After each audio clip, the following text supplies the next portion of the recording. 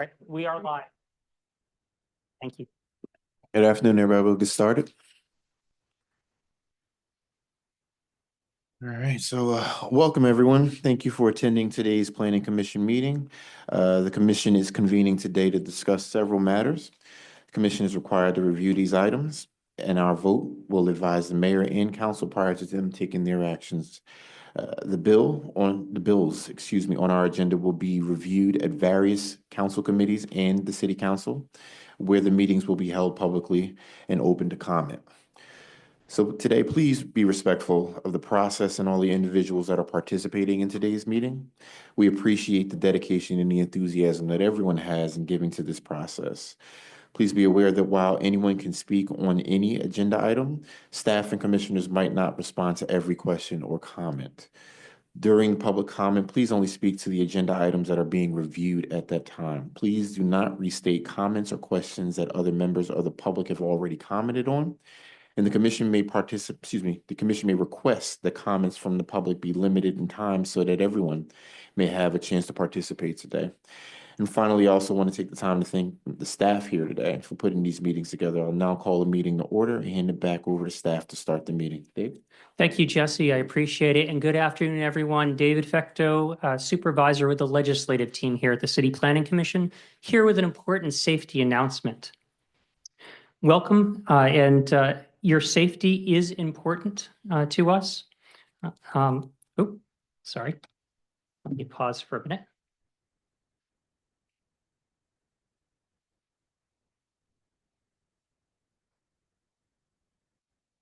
Okay. In the event of an emergency, please pay attention to the announcements on the loudspeaker, which will provide detailed information. If no announcement is heard, please follow the directions of the security officers and City Planning Commission staff members. You are currently in room 18029. There are two doors along the side wall to your left. These doors lead to the elevator lobby. If an order is given to evacuate this room, the nearest stairway is to your right once you reach the elevator lobby. Follow the illuminated exit signs to reach the stairway. If an order is given to evacuate the building, the rally point is at Love Park, and that's to our left here, directly across Arch Street from the public entrance to this building. Please remain at the rally point so that we can account for you. Restrooms are located across from the elevators. A water fountain is located outside of the zoning board hearing room in 18002. So if you head right out at this door and you take a left all the way to the end of the hallway, that's where the water fountain is. Thank you for your attention, and I'll turn the meeting over to Nina Solomonic, who will read a few instructions about the meeting conduct today. Welcome to the November 20th, 2025 Philadelphia City Planning Commission meeting. I'm Nina Solomonic with the Planning Commission staff, here to review some brief housekeeping procedures for today's meeting. During the meeting, each agenda item will be presented by a member of the Philadelphia Planning Commission staff. Following each presentation, the chair will ask the commissioners for questions or comments. The chair will then ask the audience for questions and comments. After that, the commissioners will finish their discussion and vote. If you would like to speak during an agenda item's public comment period, click or tap on the raise hand button at the menu bar on the bottom of your screen at any time during that agenda item. You will be called on by the chair for the opportunity to speak to the commission and the audience. If you're calling into the meeting by phone, you can press *9 to raise your virtual hand to speak. Please use the Q&A function only if you have questions about the meeting process. Please do not use it for testimony. This meeting is being recorded and will later be posted to our website. If you are in our audience in person, please come to the table when the chair asks for public comments. Write your name on the paper provided, turn on the microphone, and speak to the commissioners. Thanks again for joining us today, and now I'll turn the meeting back over to Jesse Lawrence, the commission chair. Thank you, Nina. I believe the next item is to actually call roll. So I'll begin by starting with Commissioner Clinton. Present. Commissioner Brown. Present. Commissioner Lee. Do we have Commissioner Eiding?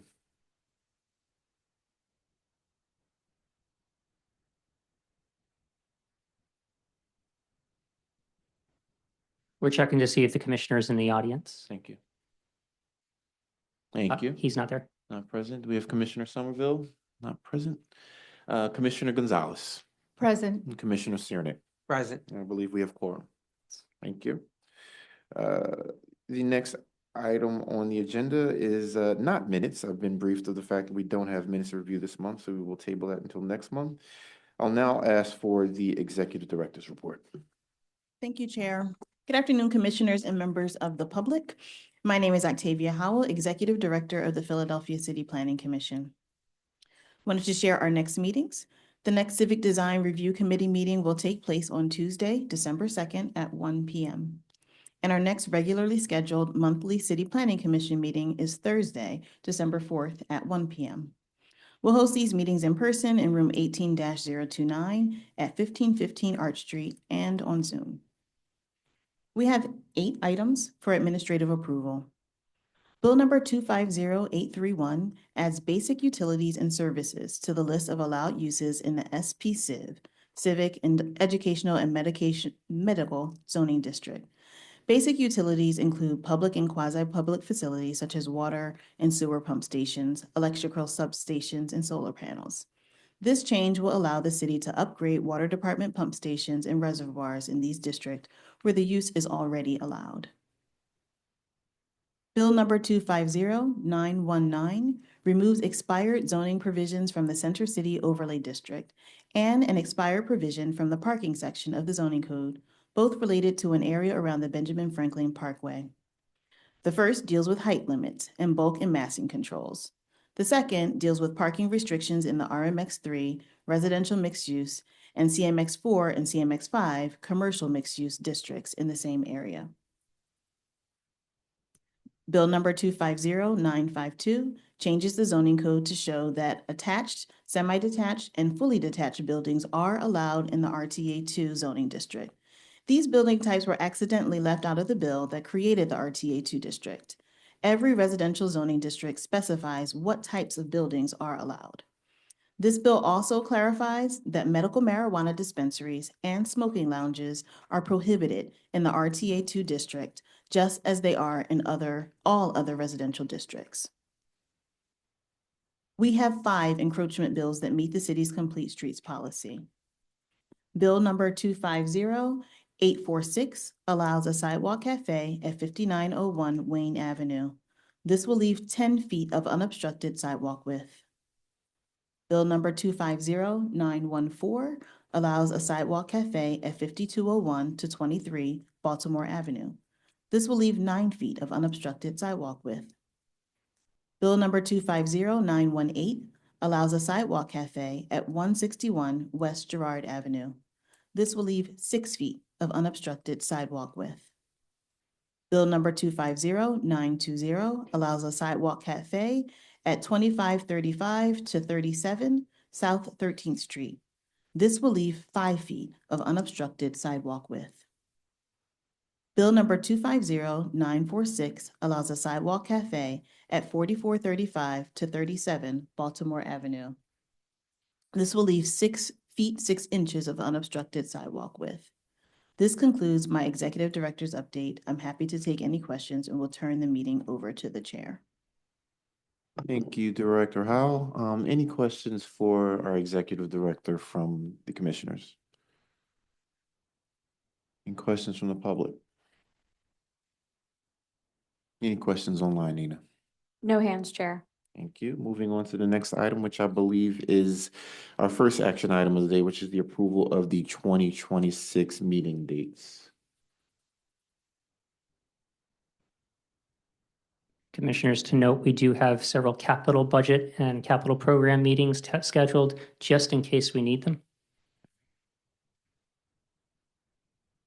Any questions on this action item? From the public or from anybody online? No hands, Chair.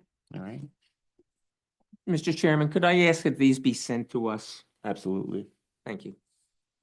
David, can we make sure that happens? We certainly will. Thank you. Thank you. I believe I take a motion for a vote. Is there a motion to vote for the approval of the 2026 meeting dates? I make a motion approval of the schedule of meetings. Thank you. A first from Commissioner Gonzalez, Second. second from Commissioner Brown. I'll now take roll. Commissioner Clinton, Aye. Commissioner Brown, Aye. Commissioner Lee, Commissioner Gonzalez, Aye. and Commissioner Cernick. Aye. Motion carries. Thank you. The next action item is in regards to 7500 McCallum Street, and I believe that'll be presented by Nina.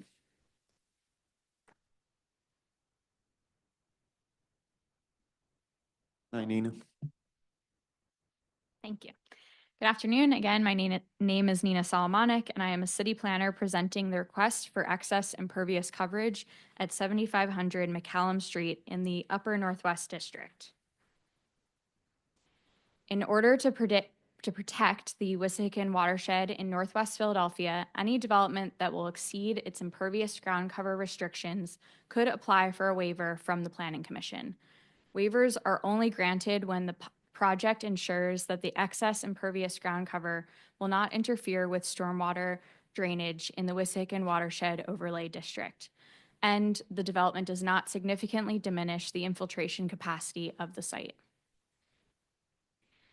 The following criteria must be demonstrated for the board to allow a waiver. 1, stormwater leaving the property shall be substantially similar in effect to that under the basic impervious coverage limitation. 2, stormwater countermeasures shall not require excessive or significant maintenance. 3, design of stormwater countermeasures must take account of stormwater runoff that enters the property from adjacent land. 4, the method of handling runoff on the site must be in accord with sound engineering practices and must not significantly accelerate on-site erosion. 5, such development must not significantly diminish the infiltration capacity of the site. The existing site is shown here outlined in yellow. 7500 McCallum Street is situated off of Gatehouse Lane and McCallum Street, which is elevated along the northeast boundary. There will be no change to the residential single-family detached RSD1 zoning. 7500 McCallum Street is 38,730 square feet. On the right side of the slide, you'll see a conceptual stormwater management site plan. The property is in the Wissahickon Watershed Overlay Category 1, which has an allowable impervious coverage of 20%. The property has an existing impervious coverage area of 22.1%. The development proposal includes a 1,881 square foot, one-story addition to the existing residence, a replacement driveway area, and patios, which totals a proposed impervious area of 28.1%. The total exceedance is for 8.1%. Here is a closer look at the stormwater management plan. The black dotted line shows the limit of disturbance for the project. There are 3 countermeasures proposed. First is the porous pavers shown for the replacement driveway, shown on the left side of the plan, dictated by the 1 label.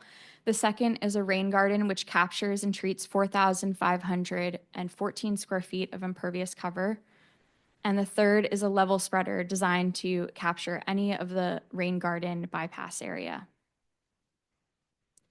The blue text highlights how the project meets each item of the review criteria. The project design successfully manages the expected increase in stormwater flow. This project is proposing bio-infiltration, surface infiltration, and porous pavers, which only require periodic maintenance that is not excessive. And the impervious portions of the property are at a relative high point, and calculations account for the runoff from adjacent properties.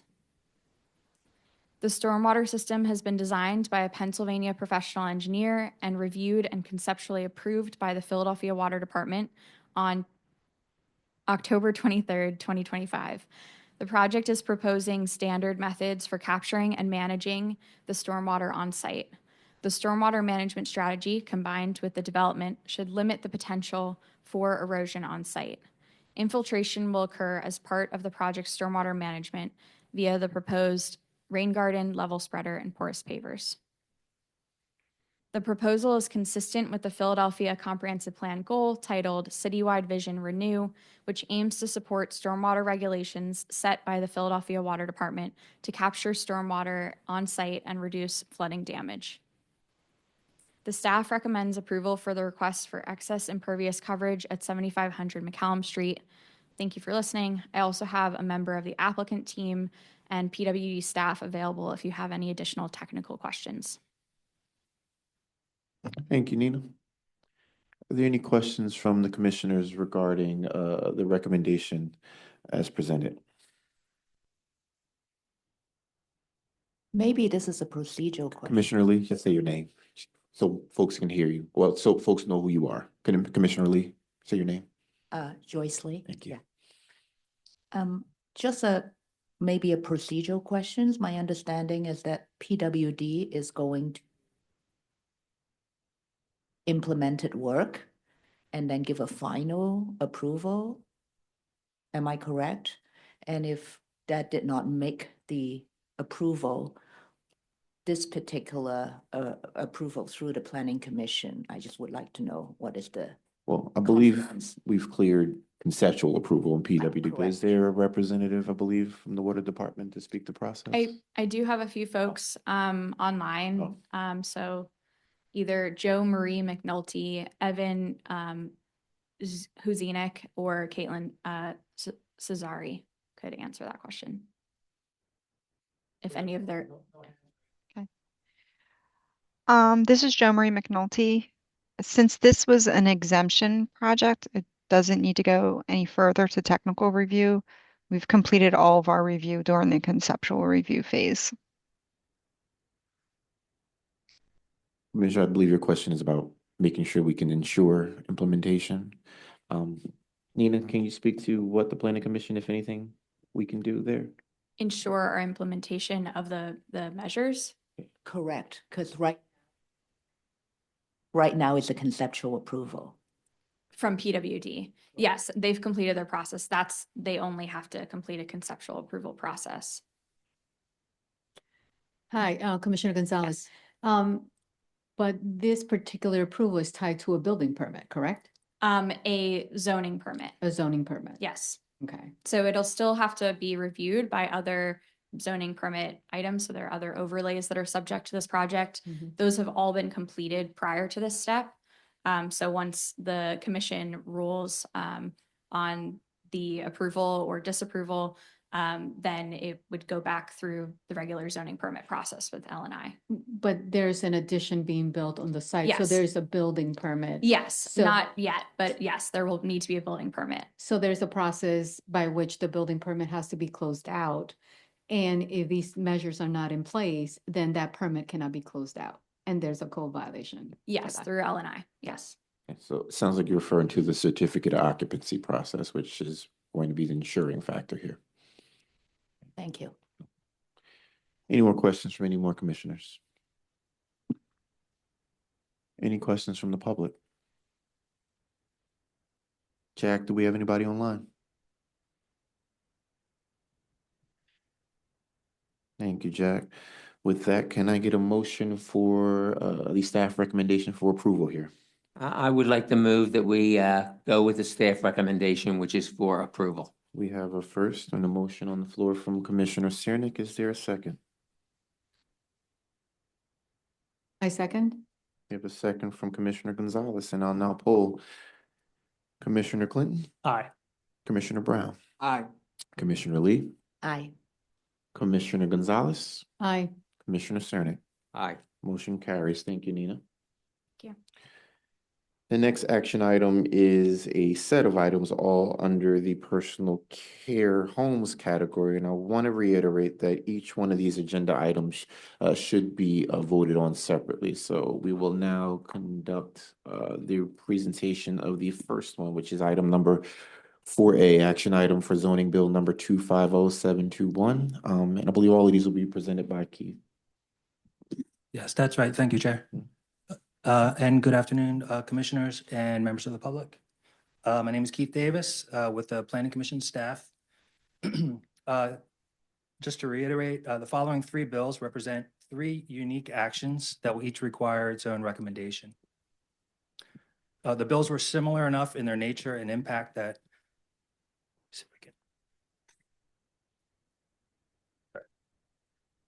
The bills were similar enough in their nature and impact that PCPC staff grouped them together for your convenience.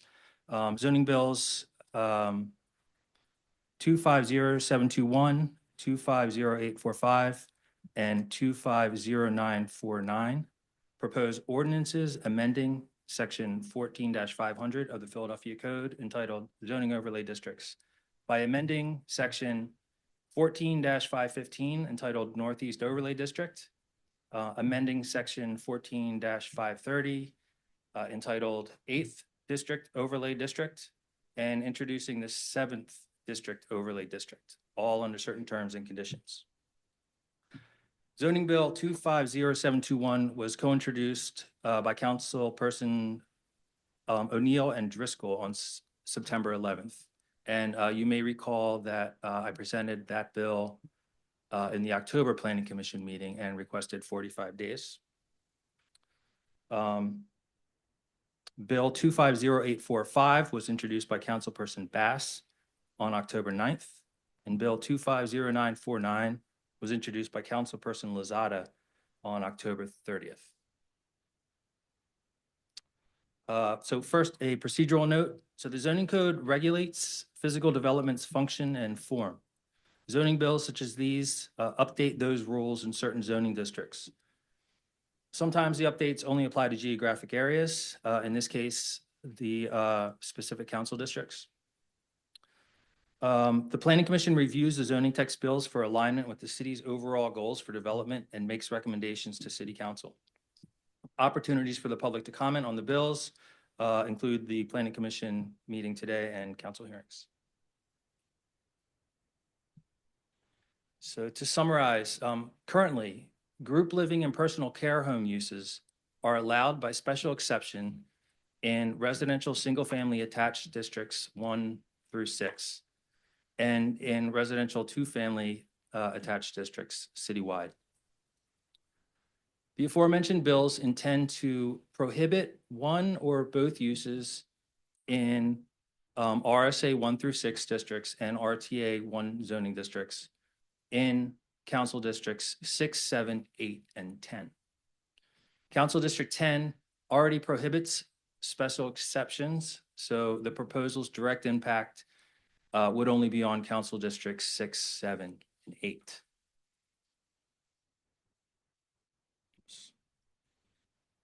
For the purposes of reviewing and issuing use permits, both group living and personal care homes are defined in the city code, as shown here.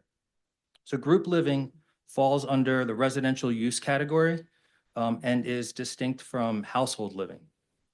Group living is defined as residential occupancy of a building or any portion thereof that is not categorized as household living use, and that typically provides communal kitchen dining facilities.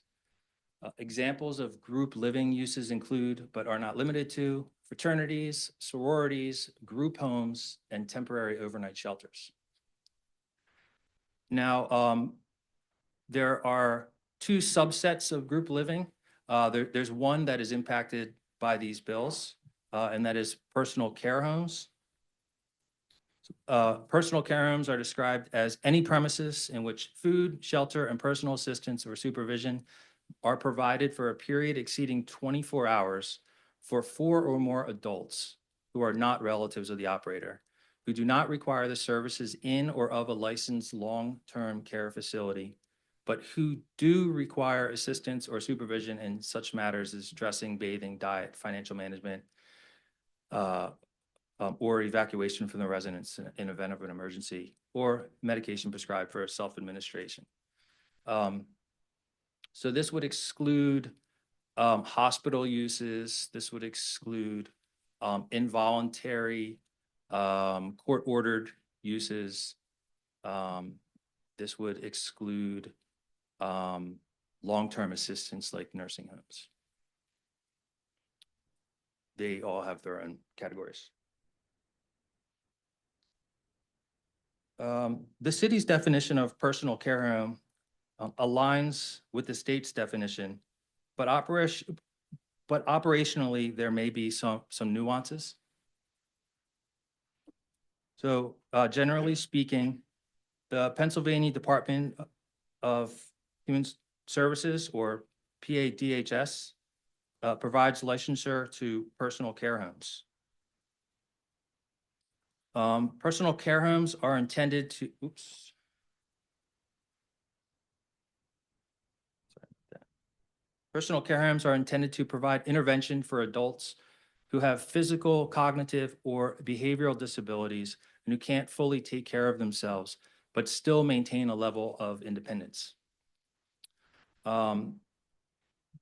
Personal care homes, or PCHs, require a non-healthcare level of support, and consequently, their regulations don't necessarily outline basic and supplemental services. So that's to say that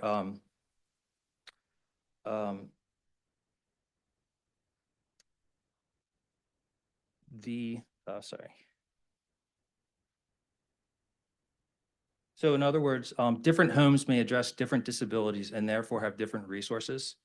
So from this, one might anticipate that the types of personal care homes in any given community adapt to the unique needs of their geographic areas. In Philadelphia, the definition of personal care homes that I shared in the previous slide is identical to that of the state DHS. But in practice has included a broader set of uses which may not fall under DHS licensure. So for example, some sober living homes are categorized as PCHs in Philadelphia, but are licensed by the Pennsylvania Department of Drug and Alcohol Programs if they receive public funds. And for those that don't, voluntary certification to reflect national standards can be achieved from the Pennsylvania Alliance of Recovery Residences. So just to return to this slide, just to re-highlight that the impact of the bills on the zoning code is to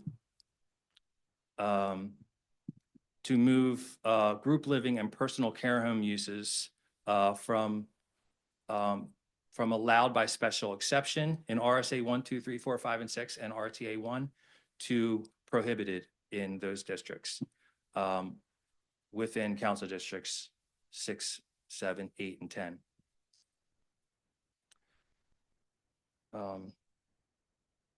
So this warrants a quick refresher on zoning board activities. Approval for use permits not allowed by right require relief from the Zoning Board of Administration.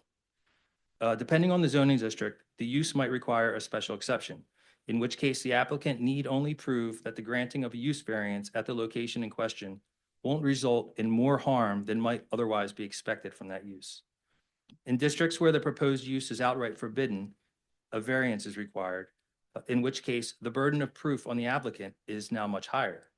So in other words, as a use allowance shifts from special exception to prohibited, the burden of proof shifts from a complainant to the applicant. The legal expenses can be expected to increase, and many applicants, in this case, which would be healthcare providers, would be encouraged to look elsewhere for a smoother approval path. It should be noted that the distinction between special exception and variance is particularly acute in the Pennsylvania court system. So in the following slides, we're going to look at the effects of the individual bills as it relates to our zoning maps. So I categorized the different zoning designations in green, which represent allowed by right for personal care homes. Yellow represents special exception approval would be required. And the red represents when a variance would be required. And I'm focusing now on personal care homes because the impact of the bill, the zoning designations that are affected, they're identical for personal care homes and for group living. So the impact would be the changes are the same for each district. But personal care homes enjoy a little bit more tolerance, you could say, in the bill now, meaning that the existing conditions for personal care homes are just slightly more yellow and green in these maps. So here you see the existing conditions for personal care homes in Council District 6 in the Northeast. And with the approval of Bill 250721, you can see that the large yellow area, which represents special exception approval required, turns red, and the use is then allowed by special exception and by right in very limited areas in the district, in particular in commercial corridors. So again, this would be creating a smoother process for personal care homes and group homes to get approval in commercial corridors. Kind of taking that special exception opportunity away from the residential areas and putting it in the commercial corridors. Council District 7, existing conditions. The table is exactly the same because the bill is identical in that matter. Again, yellow represents the special exception approval areas, and with the bill, you can see that the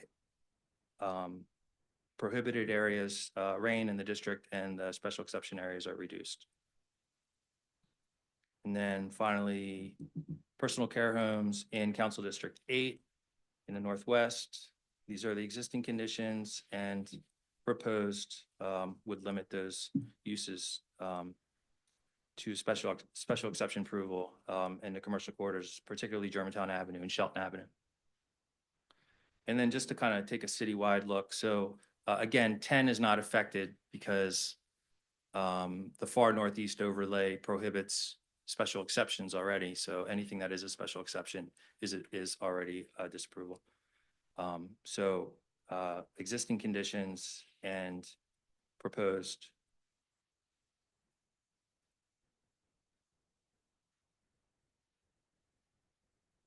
So with this group of bills, special exception areas become limited to commercial corridors, shopping centers, and campuses zoned for hospitals and research.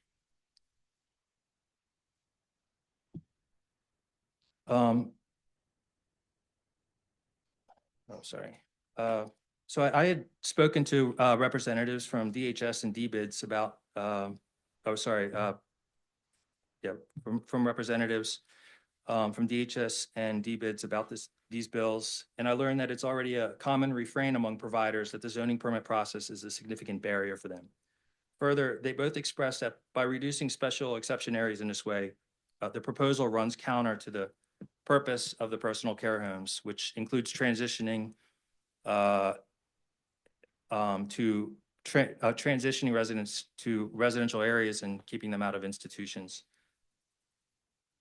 and institutional-like settings. So in our analysis of the bills, we noted the following impacts.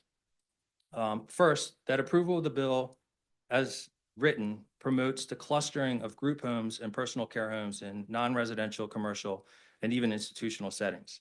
This seems particularly contrary to the stated goals for inclusion of personal care homes. Second, the bills don't affect care facilities with fewer than 4 people. These smaller community care homes are much more plentiful in the city than personal care homes, which are 4 and over, and cover just as many residents. It had been suggested that the reason for the bills was due to staffing issues at a few of the smaller homes. So just want to point out that these bills don't address that issue. And suggested amendments. So PCPC staff recommends that in prohibiting group living in certain districts, the bill should exclude personal care homes from the proposed prohibitions. Personal care homes fulfill a specific community need and are backed by a Pennsylvania DHS license that serves as an enforcement mechanism. PA DHS provides further reassurance through its annual unannounced inspections of its personal care homes and even post those results online. PCPC staff would further request assurance that those properties that we in the city classify as personal care homes would necessarily carry and maintain a Pennsylvania DHS license. This can help address community concerns that reentry centers and sober living homes would categorize as personal care homes, which they do not. And finally, with the aforementioned recommendations to tighten up the code's definition of personal care homes and to exempt personal care homes from the bills, staff offers its support in exploring more non-legislative solutions, such as enforcement and accountability, to address the community's concerns about existing and future community care homes. So where our comprehensive plan addresses our vulnerable populations, PCPC staff find that the bills as proposed are in conflict with citywide vision 1.2.2 to provide a wider variety of housing options for an aging population, such as aging in place programs and accessory housing options. And also with the district where this started in the North Delaware, to stabilize and upgrade housing while ensuring that there is a mix of housing choices available to residents of all abilities and income levels. So with that, staff recommendation is for approval with the aforementioned amendments. Thank you, Keith. And just to be clear, kind of a layman's versions of these amendments, is it just that we are making distinctions between like the size and the amount of people, which negate or not even negate, pretty much orient whether or not something gets a variance or an exception? Is that what is that what I'm hearing here? For the amendment? Yes. Sorry. We are asking that personal care homes first are like we ensure that they are licensed by the state's DHS system. We're told that they are informally, but it's not that explicit in the code that they are, and I've found some instances where they are not. So we want to make sure that that there is an enforcement mechanism for certain types of homes. So essentially, they're backed by the state, and that those other the homes that do not that are non-specific group living uses, right? So personal care homes are a specific type of group living. Right. So for those non-specific group living, which examples were fraternities, sororities, group homes, and temporary overnight shelters, that they would be they are still exposed to the bills. So we're asking that personal care homes be removed from the bill, essentially because they have an enforcement mechanism. So there is a way to, we could potentially work with the state when there are issues, and they can hold their license. But yeah, so in layman's terms, we're saying yes to taking group living, non-specific, from for the zoning districts mentioned, which are residential single-family attached. Mhm. They're currently allowed by special exception, and we are agreeing to the bill's request to take them from special exception to prohibited. Gotcha. All right. Any questions from the commissioners?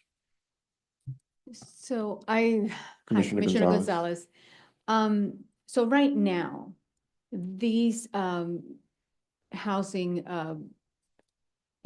this type of housing, there is no licensure requirement, correct? Unless there is funding that's coming from the city or the state or federal government. Am I correct in saying that? That is my understanding for the for those homes that are licensed by the Department of Drug and Alcohol Programs. So sober living homes require licensure from Department of Drug and Alcohol Programs only if they are receiving public funds. If not, there's a voluntary license. Right, so that is in essence the issue where sometimes, in certain, throughout the city, we have personal care homes where are not licensed and they're set up, organically by individuals. And, there's very little enforcement restrictions and licensure and making sure that they're operating within the context of that community and also are being respectful of that community. And that's where the problems lie. Another thing, making a recommendation by this body to, get the state to provide licensures and also permissions, that does not guarantee it, right? That's a separate process. So we still would be facing the same situation that's happening in some of the districts.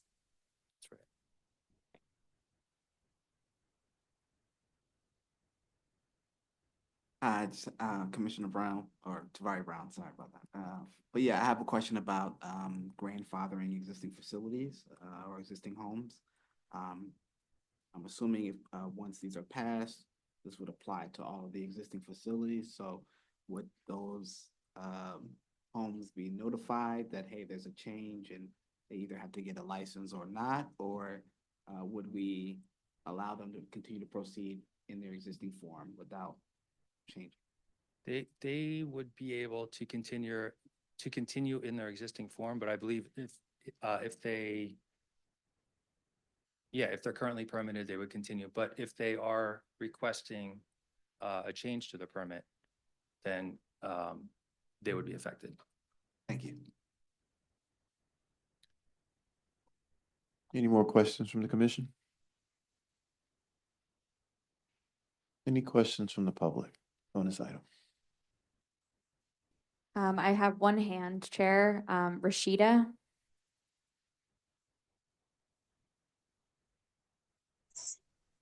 Hi, so I have a question. How would that affect shelters?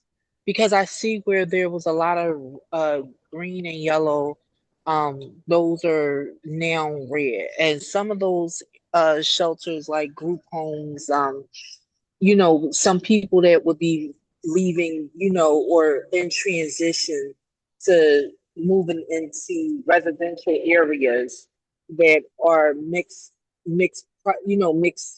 income areas.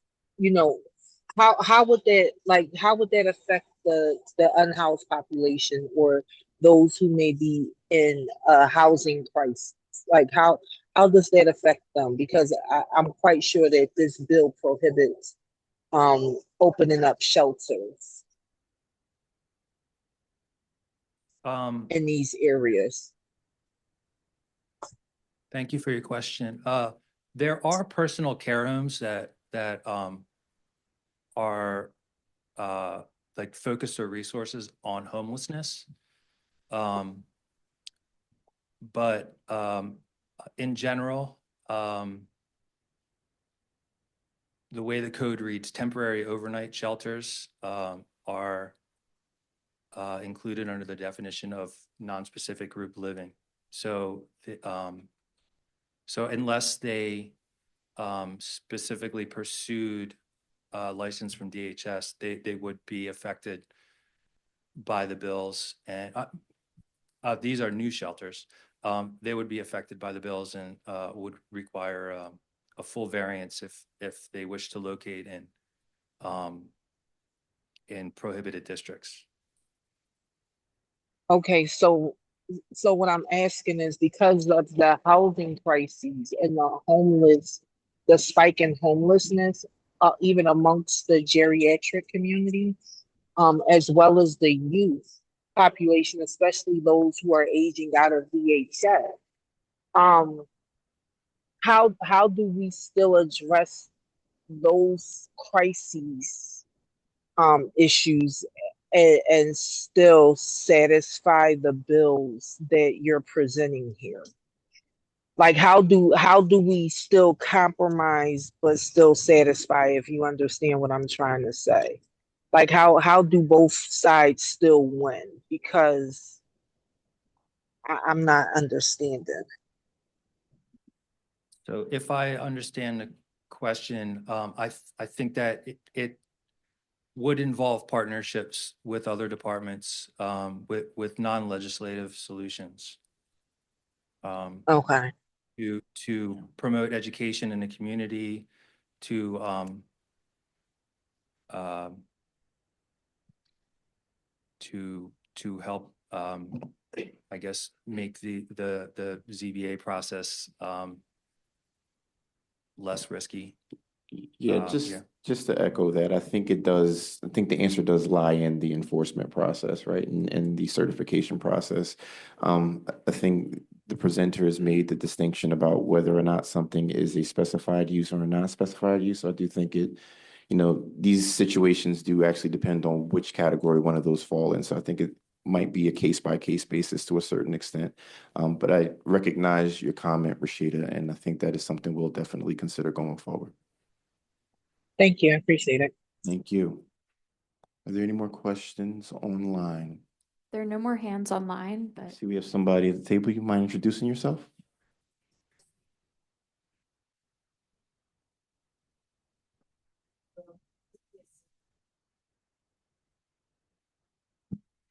I spoke previously, wow. The last time this bill came up, but I thought I would come talk to you today in person because I feel like these bills are potentially so harmful to the disability community.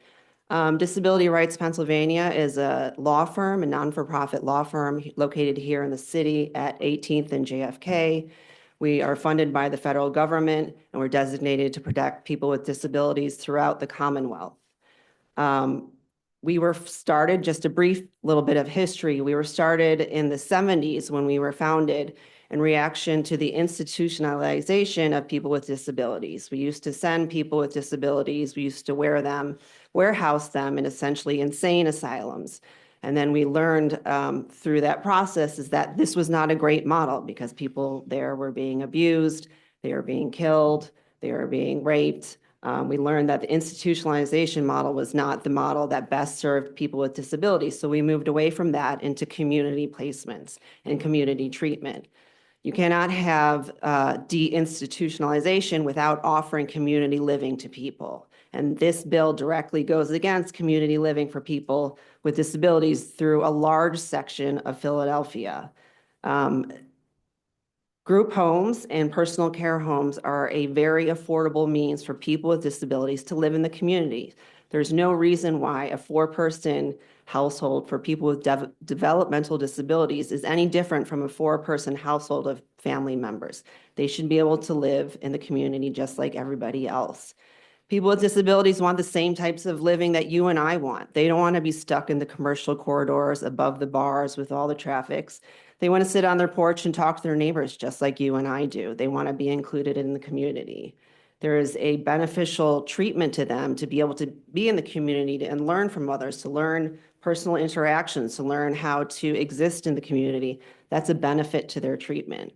And I have to say it's a benefit for us all too to have people with disabilities live amongst ourselves. We could all be disabled tomorrow in a car accident, in a traumatic brain injury. We could have a mental health breakdown. We need to develop acceptance for these people in community living and accept them as our neighbors. And this bill goes directly against that. And that's why we are against it. I would also note, I sent this letter to the City Planning Commission. I think that this bill is illegal. It goes against the Fair Housing Act. In 1988, the Fair Housing Act extended to people with disabilities the same protections that we afforded to African Americans, which means you can't discriminate against people in housing because they are disabled.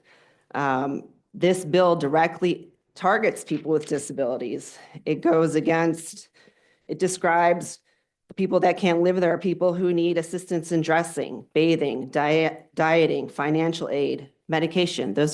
They may not say people with disabilities, but those are people with disabilities, right? And those are the people, you saw the map, that essentially are not welcome in Philadelphia under these housing laws. In a city where we're having an affordable housing crisis, going towards discrimination is not the direction that I think is the best direction for this city. I would also point out discrimination is costly. My organization sued the Darby Borough in 2023 in a similar discriminatory zoning case, and we won. So not only did my clients get to live where they wanted to live, not only did Darby have to pay their attorneys to fight us, they also had to pay my attorney bills as well. That's not cheap. We should be investing that money in housing for everybody and paying SEPTA and paying for food on the table. Paying to discriminate against people is, again, the wrong direction for Philadelphia. And I would urge everybody to use their power, to use their vote, to vote no against this bill, even with the amendments. Thank you. Thank you, Christine. You have a question from Commissioner Lee or comment? A question to see if the city's law department had any opinion on, in addition to fair housing, would ADA compliance be challenged? Staff, can we commend that we had anybody from the law department weigh in on this? Yes, we did. Leonard's here. Oh, sorry. I didn't see you, Leonard.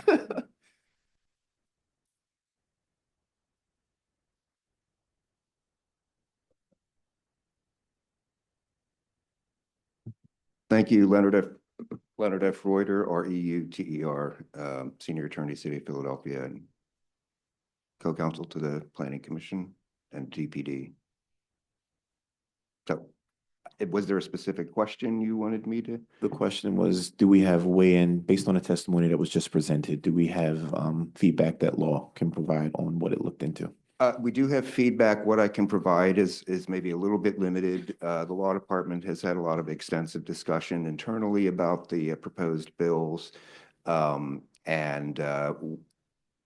We have reached out to the administration with recommendations. I don't think I'm at liberty to share the specific recommendations we had to the administration. I think as your counsel, I can indicate that there were significant concerns about the bills, primarily with respect to some of the issues that were just raised regarding the high potential for what's known as a disparate impact on persons. It's sort of like a equal protection type of thing where in effect, even though the bills, well, okay, so I guess two of the bills specifically mention personal care homes. That's actually kind of superfluous because in fact, all of the bills will have the same impact on all group living. However, for whatever reason, two of the bills specifically mention personal care homes, even though personal care homes are already included within the general group living category. So in other words, even if you strip out the specific reference to personal care homes, it's going to impact personal care homes. And we do believe that there's a high potential that the city would be exposed to liability for disparate impact in terms of, for some of the same reasons that you just heard here. I also wanted to just mention, like in terms of the licensing thing, that gets kind of complicated. And I think, as Keith was mentioning, probably at least around 50% of the type of homes that I think have given rise to a lot of the complaints aren't going to be affected by this bill at all, because they involve less than 4 persons unrelated by blood, which by right, they can live in that's a single family home. Anybody can, regardless of what their situation is. You can have up to 3 persons unrelated by blood. If you're more than 3 persons unrelated by blood, but you have qualified disabilities and you can reasonably be considered to live in a single family home, like say, you're not 20 people, but let's say you're 8 or 6 people, we do have a process in the city, which we're required to have by law for reasonable accommodation. So again, a lot of the type of facilities that Keith was talking about should be licensed by the state as, what are generically called recovery houses or sober living situations. Again, those are going to be people living by right through reasonable accommodation in a single-family dwelling. They will not be impacted by these bills at all. So to the extent that that's where some of the complaints or many of the complaints are coming from, these bills aren't going to have any impact on that whatsoever. As far as personal care homes having to be licensed, that's a little bit of a complicated topic. 14603 sub 11, which is additional requirements for specific use categories, mentions that personal care homes, to the extent they're required to be licensed by the state, must have the license for purposes of the zoning. So L&I has taken the position, formally at least, that they won't, like, to get a zoning permit to be a personal care home, that is to actually meet that category in the code, you have to have the license. Now, you might not have the license when you apply for the zoning permit, but if you don't have that license and you're operating as a personal care home, you're likely going to be considered to be in violation of the zoning code, of the scope of your zoning permit. It's like a condition of holding the zoning permit is that you be licensed. It's like, you can't be a licensed group medical care facility if you don't have any licensed doctors. So it's the same kind of thing. So but again, you know, there going to be situations where there are recovery houses that are basically operating that actually got permits as personal care homes and that don't have that the personal care home license that the state requires. Yeah, maybe recovery homes, for instance, didn't start getting licenses from the state specifically until I think 2020, 2021. So there are a lot of recovery homes that predate that don't have the license. It's debatable whether they have to get the licenses now. We don't necessarily require that as a condition of getting the reasonable accommodation anyway. So yeah, as far as the specific concerns on the impact that these bills will have on persons with disabilities, the law department does have significant concerns, and we've given specific direction to the administration regarding that. I think this morning, actually. Thank you, Leonard. Appreciate Thanks. that. So I have a question. Hi, Commissioner Gonzalez. So right now we have a precedent where District 10 has that overlay already. So what issues has the city encountered since that became enacted? So again, like, I'm a little bit wary to give specific legal advice in a public meeting about something like that. However, again, I think we have because a lot of this started coming up during the pandemic. Since the pandemic, we've been having a lot of discussions internally in the law department and with planning and with other stakeholders about the status of personal care homes in the zoning code. And again, I think as was mentioned before, there is some case law suggesting that restrictions on group living generally, without any reference whatsoever to personal care homes, could still be deemed to have a disparate impact on persons with disabilities, because there's certain situations where persons with disabilities can only live in a residential setting if it's a group setting because of the nature of their needs and the kind of support requirements they have. So again, I would say it's a complicated issue. We're still looking into it. I can say I'm not aware of, as of this moment, that the blanket restriction on all special exceptions in the 10th district has been challenged on disparate impact grounds. I don't think it has been. I think just because that's literally no special exceptions, you know, whether it's, you know, a bodega, a coffee shop, personal care home, whatever, there's no such thing as a special exception in the 10th district. And there is some legal support that eliminating special exceptions entirely from a zoning code is actually okay. That's a totally separate, you know, wonky legal issue that we don't need to get into. And lastly, I just wanted to say that, you know, not every provider is the same and provides the same quality services to whoever the target market they're trying to serve. I appreciate, you know, the overlays as being proposed because it raises the bar for communities to be able to vet those providers that are coming into the neighborhood, meet them, and really, you know, have a discussion with them to be able to determine or mitigate what impacts or negative impacts it will have in communities. Given that there are no licenses that are required and there's really no enforcement right? When some of these providers go astray and become, they just impact communities in a negative way. And again, I think, well, with personal care homes, without getting into, and I know we don't want to have go too far down the road. We've had a long discussion, but with respect to personal care homes, the position of L&I is that, in fact, to have a zoning permit to operate, to have the use of personal care homes with, all else being equal, the way the code is written, they do in fact require you to have, to be licensed by the state, and the state DHS has a number of different investigatory things that they, implement to see that those licensed facilities meet certain standards. Again, like everything else, I think that's usually probably going to be complaint driven, but also I think they also have routine inspections and things like that. When we're talking, so I think with the personal care homes, and has that always been the case? And like I said, are there types of personal care homes that maybe get a different license because they're characterized differently? Yeah, so I'm not going to say that 100% of personal care homes in the city of Philadelphia that are legally operating all are licensed by DHS. There's going to be some exceptions to that.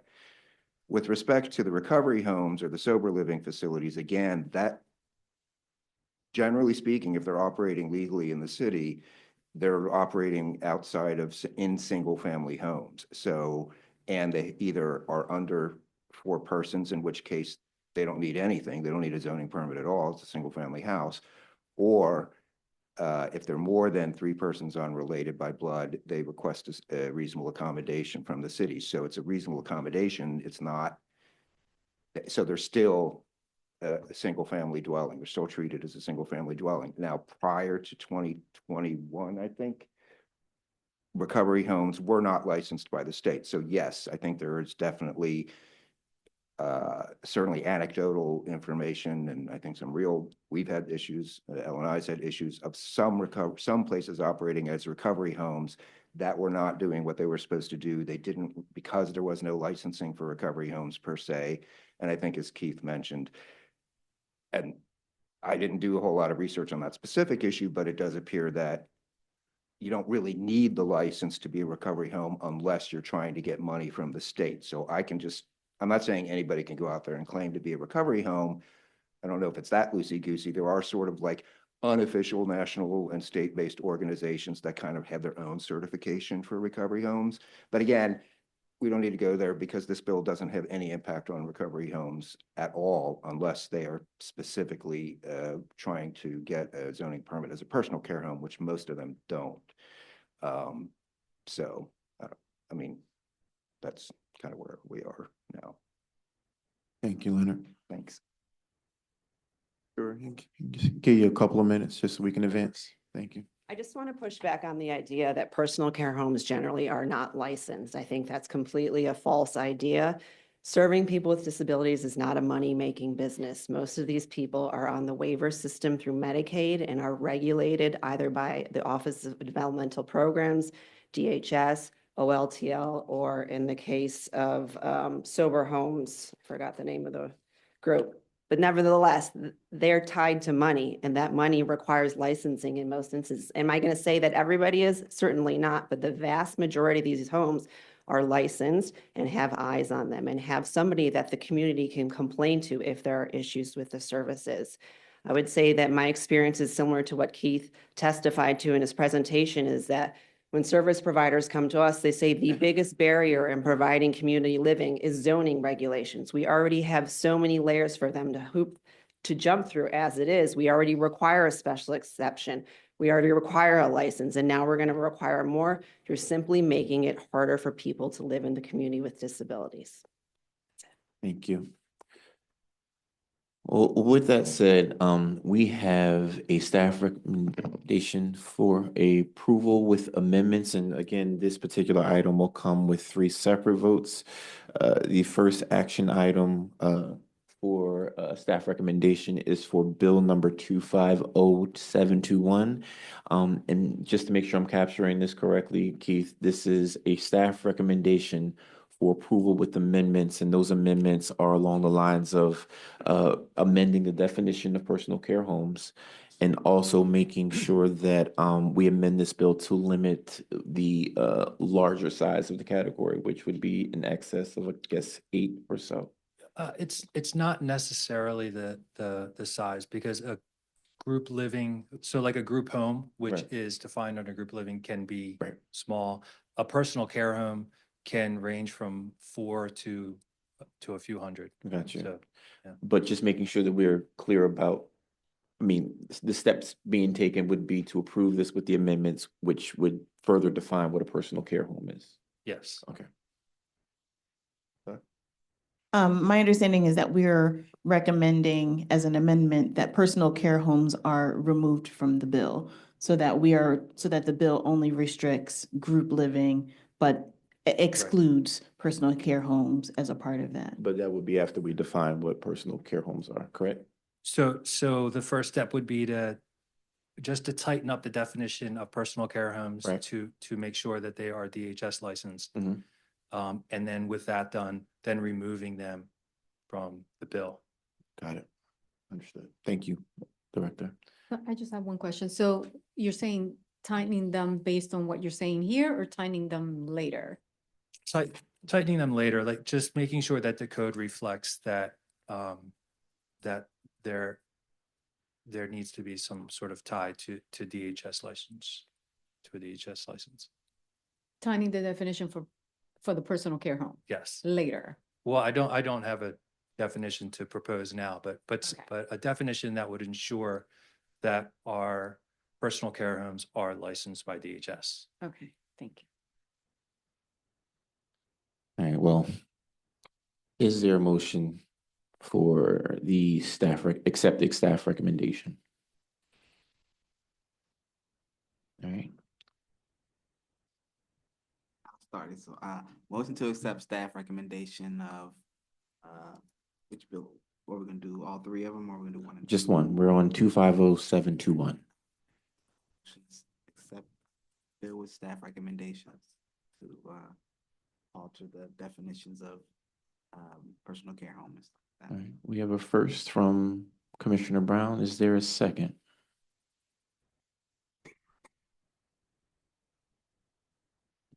Seeing that there is no second, is there a motion to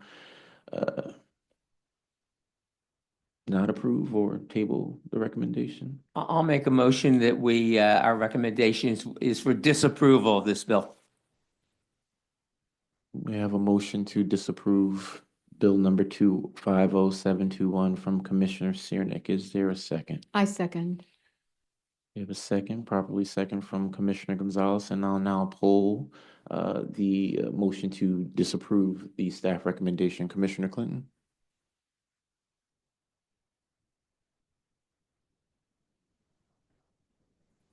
You agree with not approve? Aye. Commissioner Brown? Nay. Commissioner Brown, aye. Commissioner Lee? Abstain. Abstain. Commissioner Somerville? Aye. Commissioner Gonzalez? Aye. Commissioner Siernik? Aye. Sounds like we have a majority. Motion carries.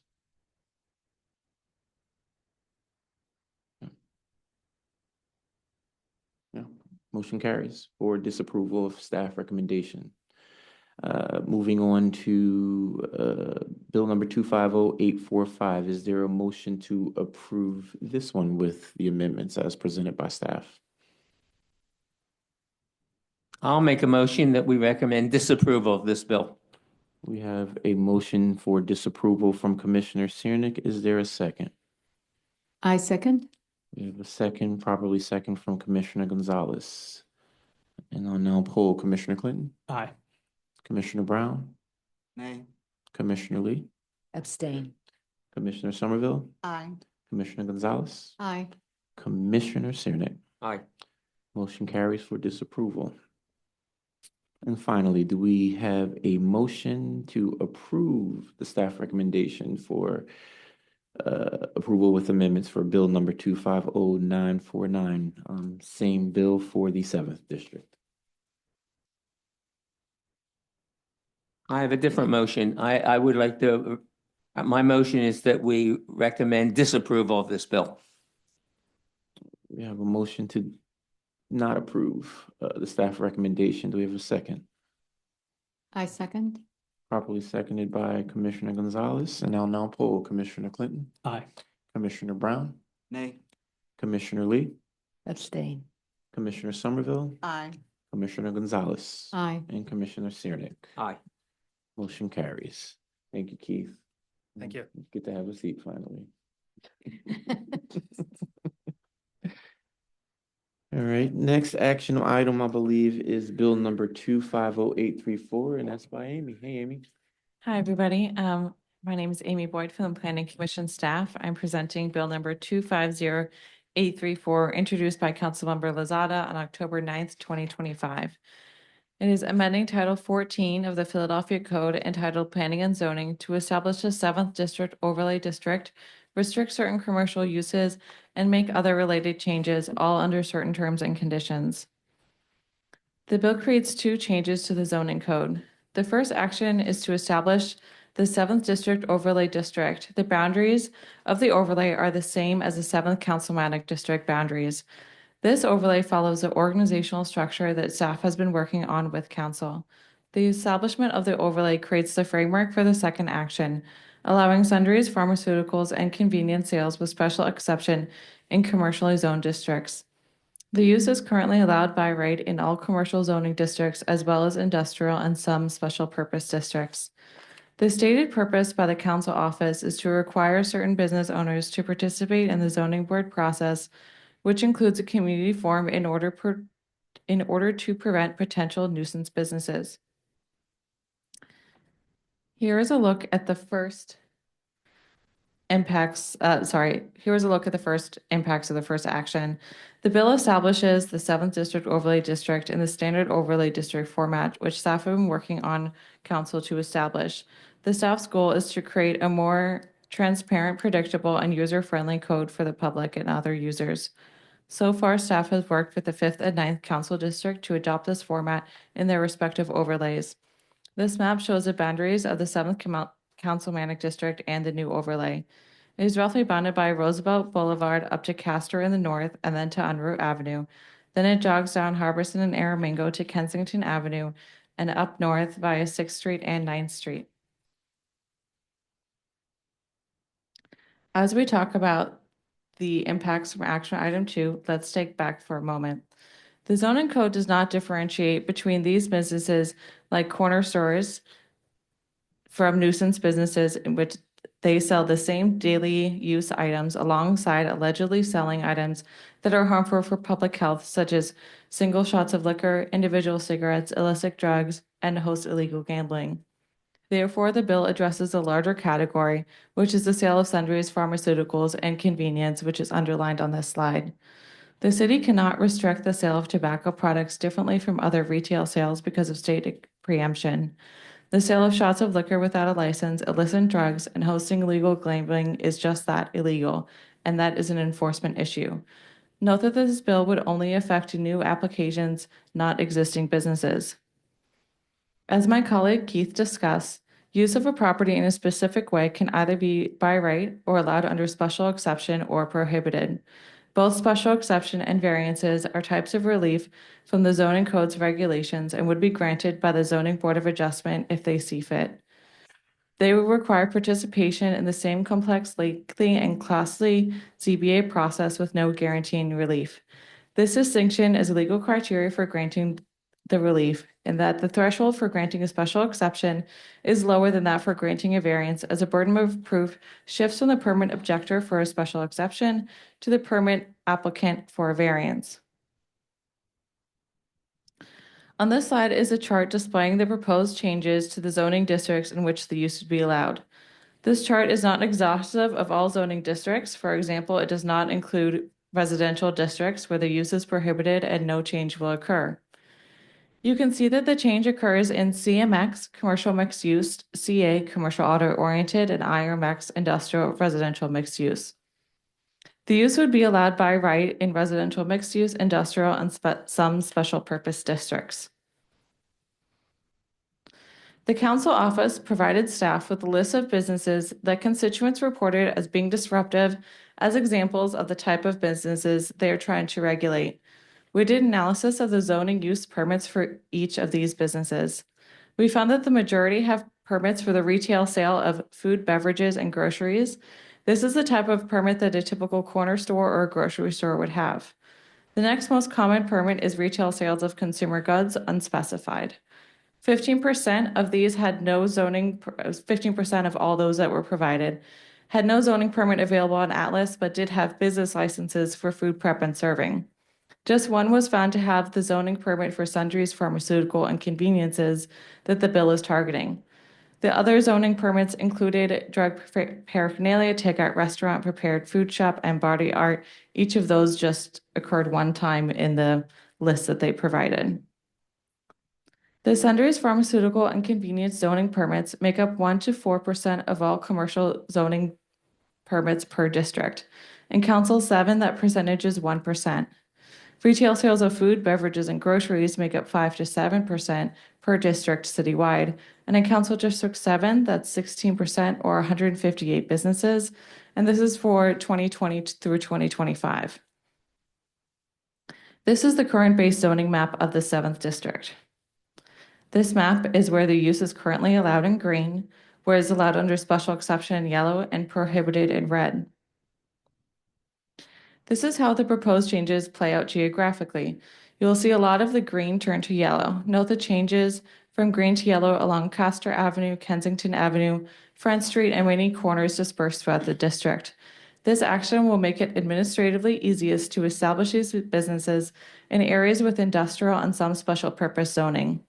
These are usually the not most viable locations for storefronts, as they are generally not integrated into communities on commercial corridors or neighborhood corners where the stores are most convenient and have commercial zoning.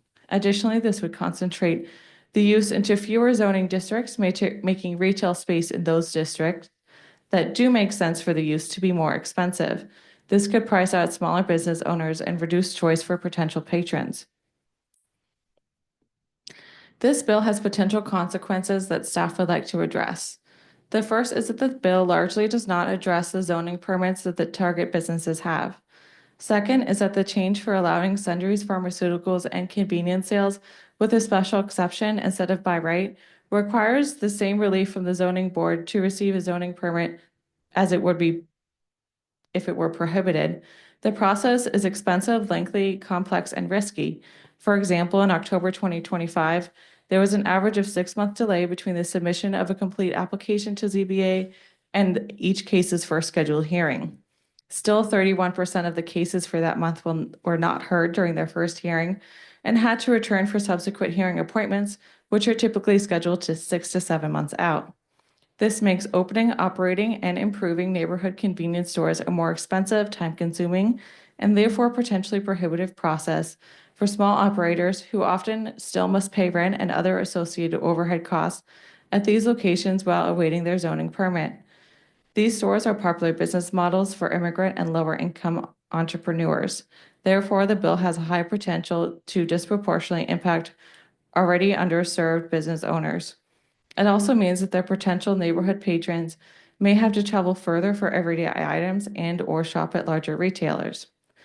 Staff appreciates Council's concerns about the impacts of such businesses on residents and wants to continue to working with them to address issues while avoiding unwanted impacts.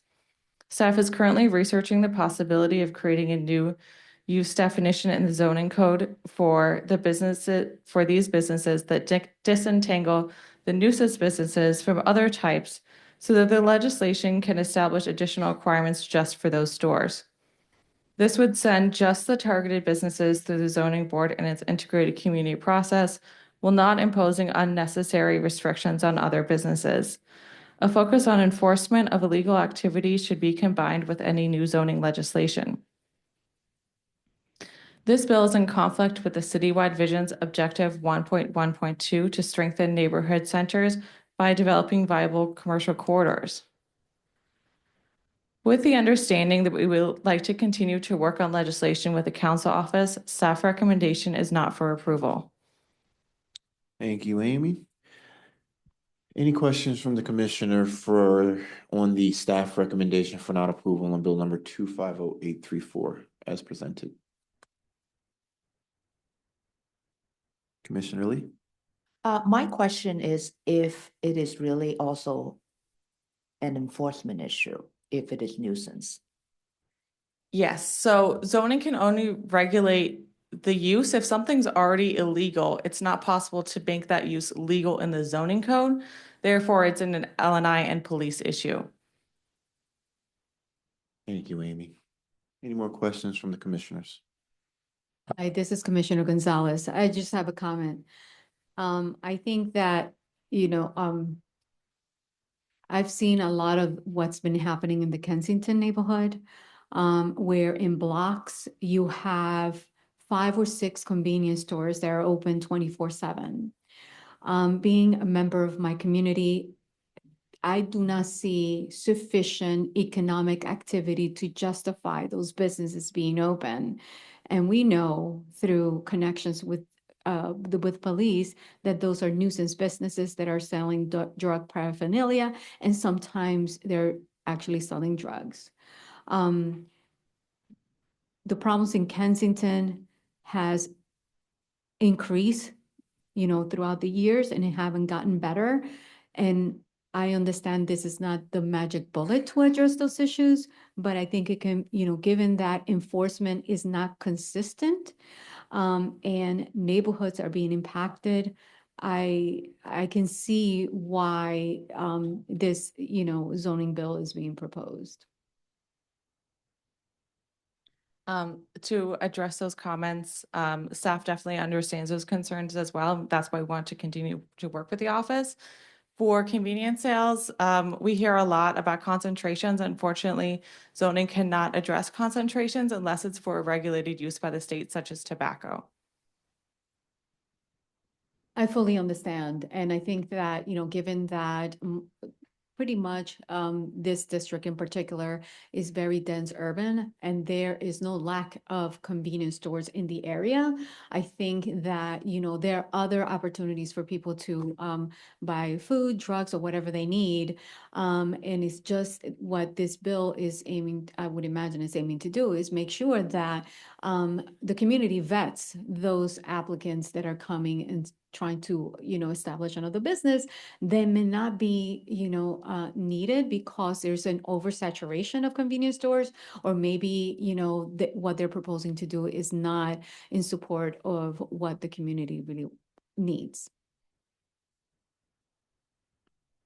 Thank you, Commissioner.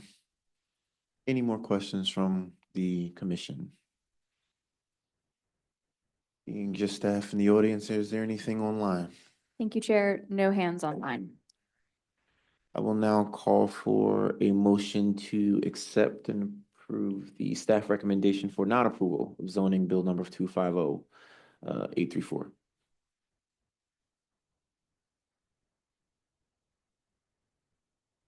So I will make a motion not to accept staff recommendation for not for approval. I know that's a double negative, but. We have a motion on the floor not to accept the staff recommendation for not approval. Is there a second? Just to clarify, so the result of that would be if we voted in favor of the motion, we would be voting for approval of this bill. Is my understanding correct? That's correct.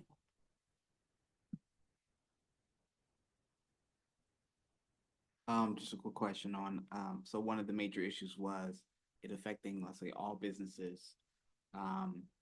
Do we see that there's any potential issue with affecting regular or the good businesses as opposed to the nuisance ones? Well, I think that the thought here is that we would not approve the bill as presented because we want to continue conversation about how to refine the bill as presented to be able to address these kinds of issues as presented, correct? Yes, that's correct. So it'll be another bill coming back. There would be a refined, revised version of this bill to come back, absolutely. Yes. It's a 45, or is this a not approved? It would be a not approval at this point. Yeah. And there would be a new bill generated. So, okay, can we just re-clarify what the motion on the table is, please? The motion is to not accept the staff recommendation for not approval.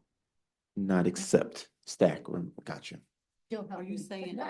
Yeah. And Joe, you are seconding the motion for not approving this bill, Yes. or I'm sorry, not accepting the staff recommendation for not approval.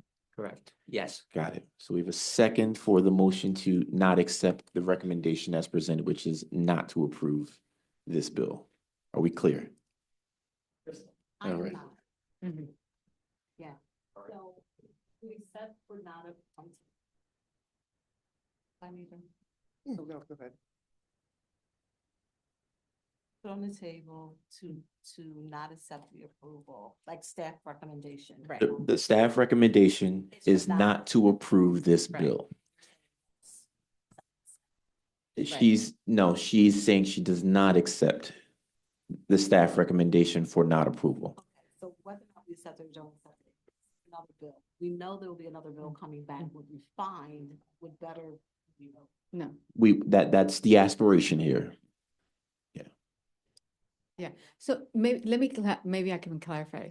So I will make a motion to approve zoning bill 250834. There you go. I'll second that. We have a motion and a properly second to approve zoning bill number 250834. It was a second from Commissioner Cernak, correct? All right, well, we properly second. I'll now poll Commissioner Clinton, Aye. Commissioner Brown, Nay. Commissioner Lee, abstain. Commissioner Somerville, Aye. Commissioner Gonzalez. Aye. Commissioner Cernak. Aye. Sounds like the motion carries. Thank you very much, Amy.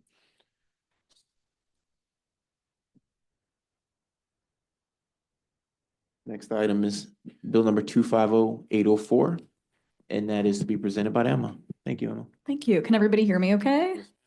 All right, well, good afternoon. My name is Emma Sonner with the Philadelphia City Planning Commission, and I will be presenting Zoning Bill 250804, amending Title 14 of the Philadelphia Code entitled Zoning and Planning by amending certain provisions of Chapter 14-500 entitled Overlay Zoning Districts by creating the UCO University Community Overlay District and by making related changes all under certain terms and conditions. The bill was introduced by Councilmember Landau for Councilmember Gautier on September 25th, 2025. In the October meeting, a 45-day hold was placed on this bill, and since then amendments have been made, and I will share them with you throughout the presentation. As a refresher, the UCO University Community Overlay District's purpose is to ensure a transparent planning and community engagement process when college or university campus-related properties are decommissioned. For applicability, the requirements of this overlay are triggered when a zoning permit or building permit on a lot larger than 5,000 square feet containing an institutional use principal to or affiliated with a college or university is filed for a proposed use that no longer meets the definition of being whole or part of a college or university campus.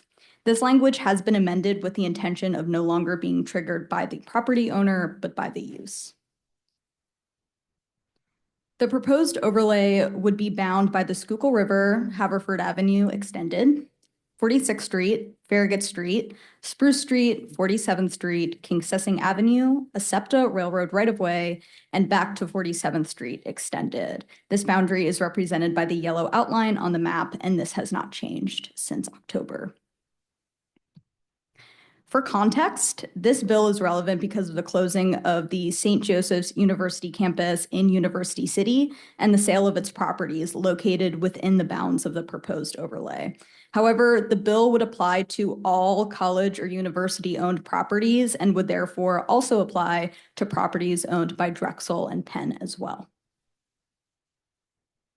The bill also proposes Planning Commission approval, where a proposed site plan must be, quote, consistent with or not adverse to the city's latest comprehensive plan for the geographic area in which the lot is located.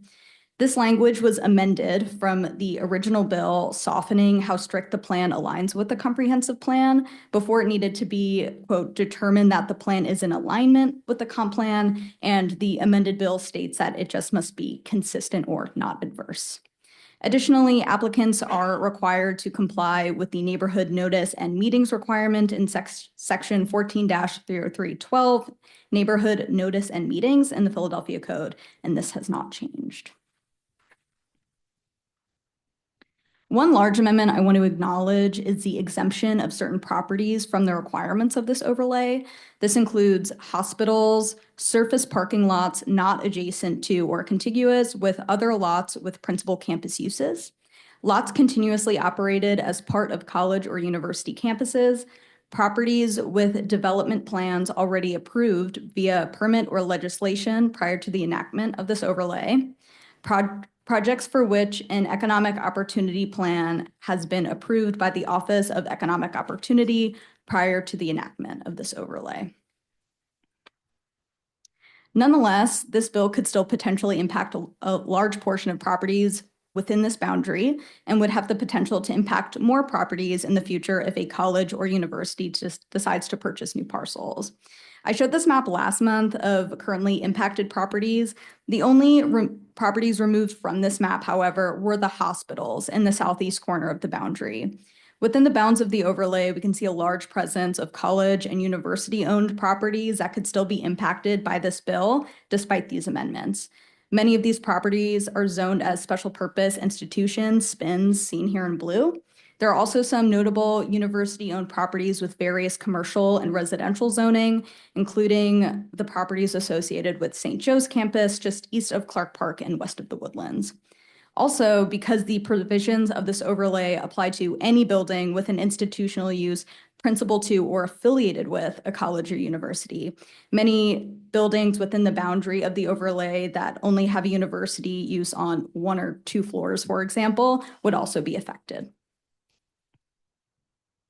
Another amendment made is to the bill's requirement for up to 2 representatives being offered seats on the commission during commission meetings where applications are presented and deliberated.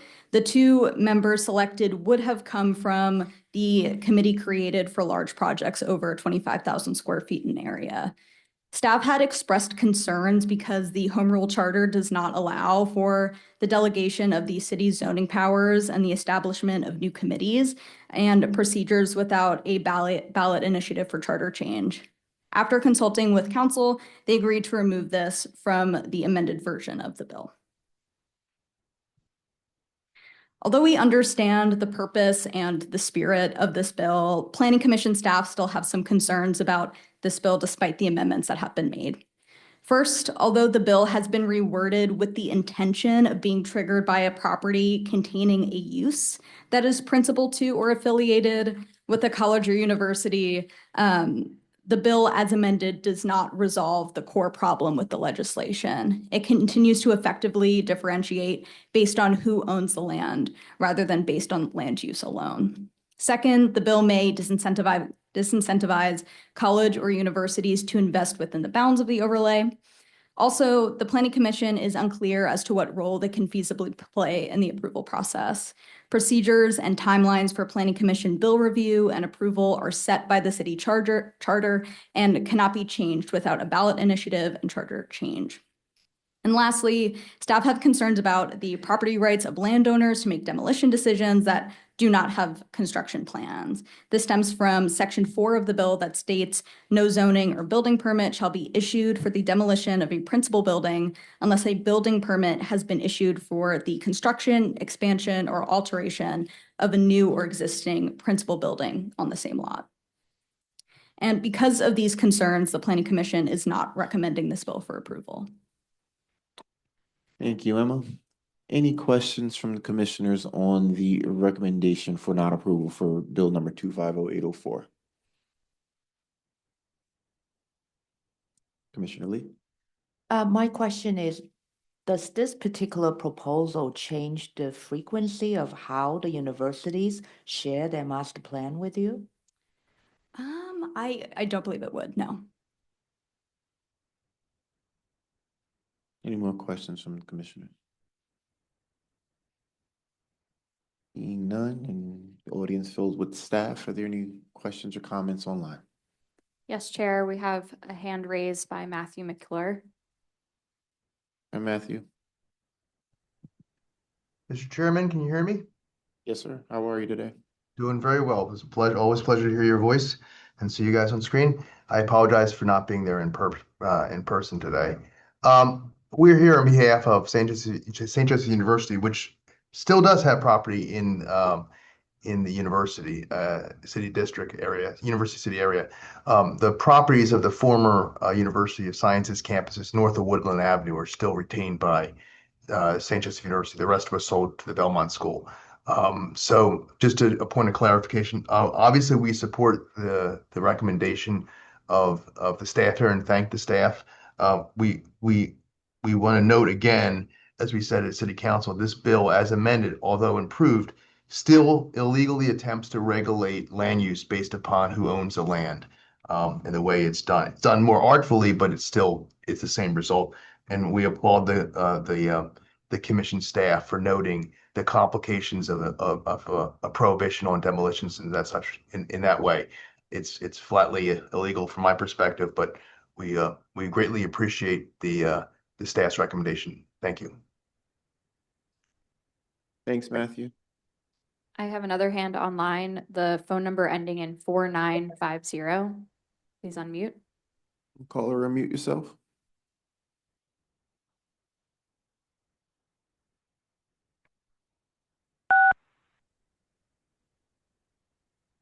Good afternoon. My name is Rodney Willis, a longtime member of West Philadelphia University City. I remember when the ice cream factory had that property, which probably was about 30, 40 years ago. My question is acreage. How large, how many acres? And I have a follow-up. I can't see it online. I'm on the phone. Go ahead. Do we have a confirmation of size and square footage? I don't have you're talking about the overlay Yes. itself. I don't Yeah, have the number in front of me. I believe it was over, oh, I don't want to give a false number. No. I don't know off the top of my head. And your follow-up Okay. question, sir? Yeah, the follow-up is, well, just to find out, is there any way I can find that out, or you can forward it to me? You can tell me the mechanism of that later. My follow-up question is, the gentleman talked about regulating land use, and specifically who owns the property is the distinction that I'm hearing. I'm concerned that what was once a residential community may very well change into something else. So I just wanted to say that I am in favor of the bill, the amendment. I do not favor. Thank you. Thank you for that comment. There are no other hands online. Thank you, Nina. With that said, I will now call for a motion for the staff recommendation or to accept the staff recommendation for not approval of bill number 250804, University City Overlay. I make a motion to accept the staff recommendation. We have a first from Commissioner Clinton. Is there a second? Second. Properly seconded by Commissioner Brown, and I will now call roll. Commissioner Clinton? Aye. Commissioner Brown? Aye. Commissioner Lee? Aye. Commissioner Somerville? Aye. Commissioner Gonzalez? Aye. Commissioner Cerny? Aye. Motion carries. Thank you, Emma. Next item is zoning bill number 250917, presented by Dave Fector. Dave?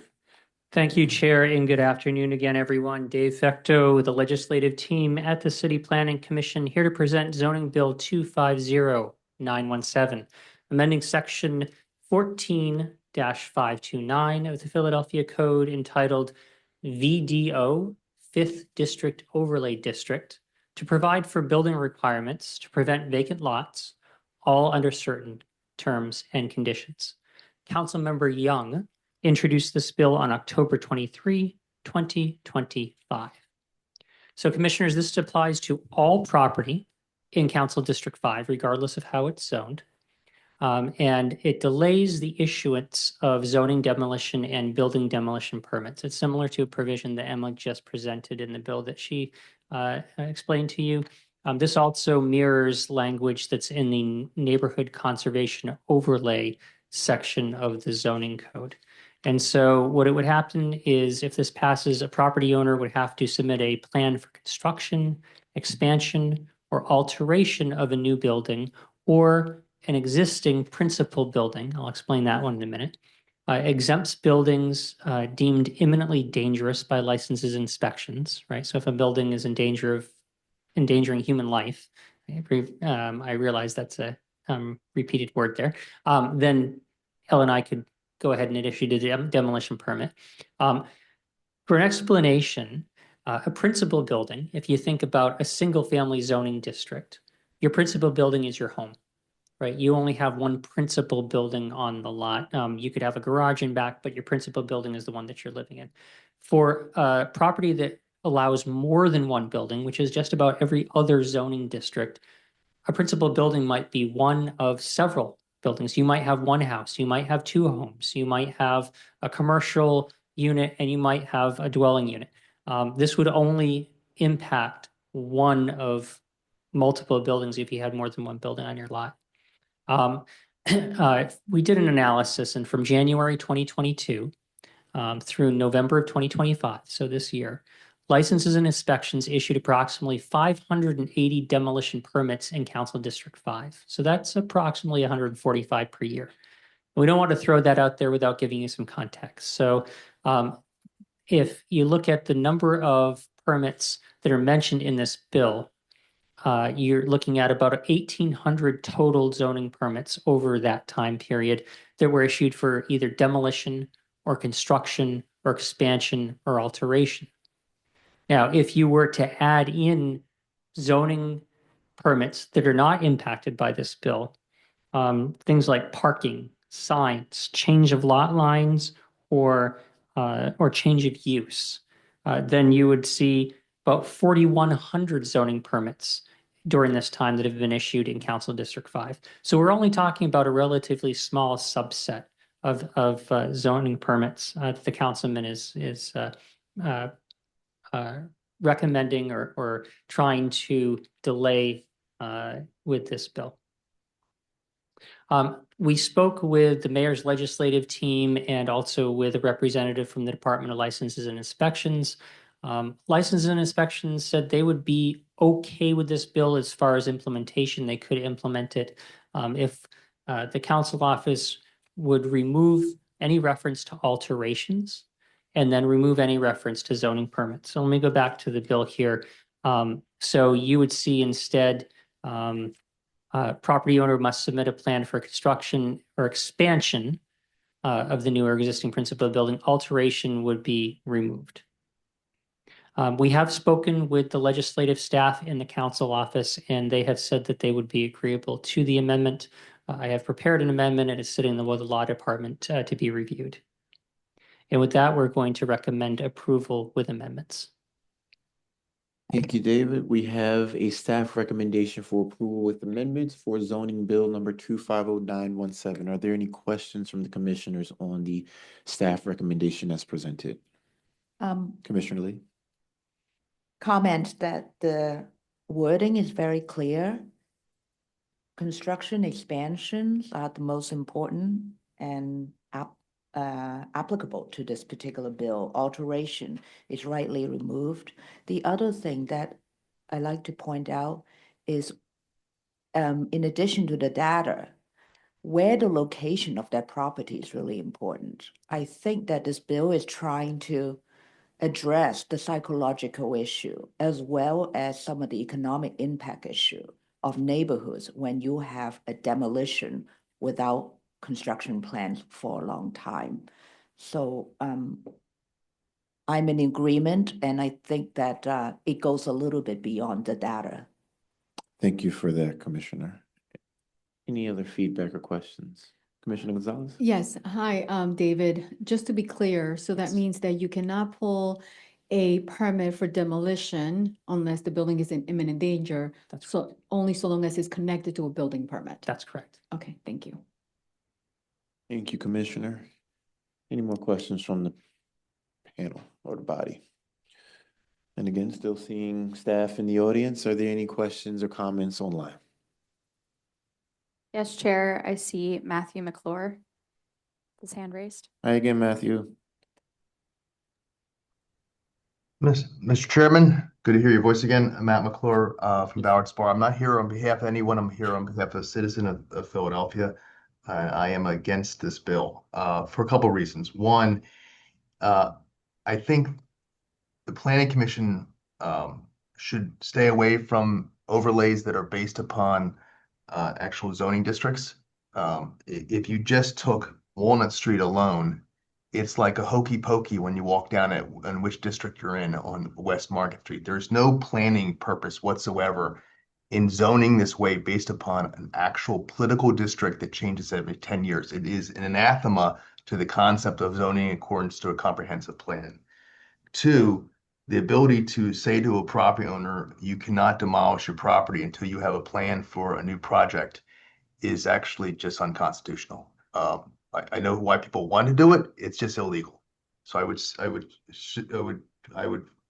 hope that the law department is consulted on that.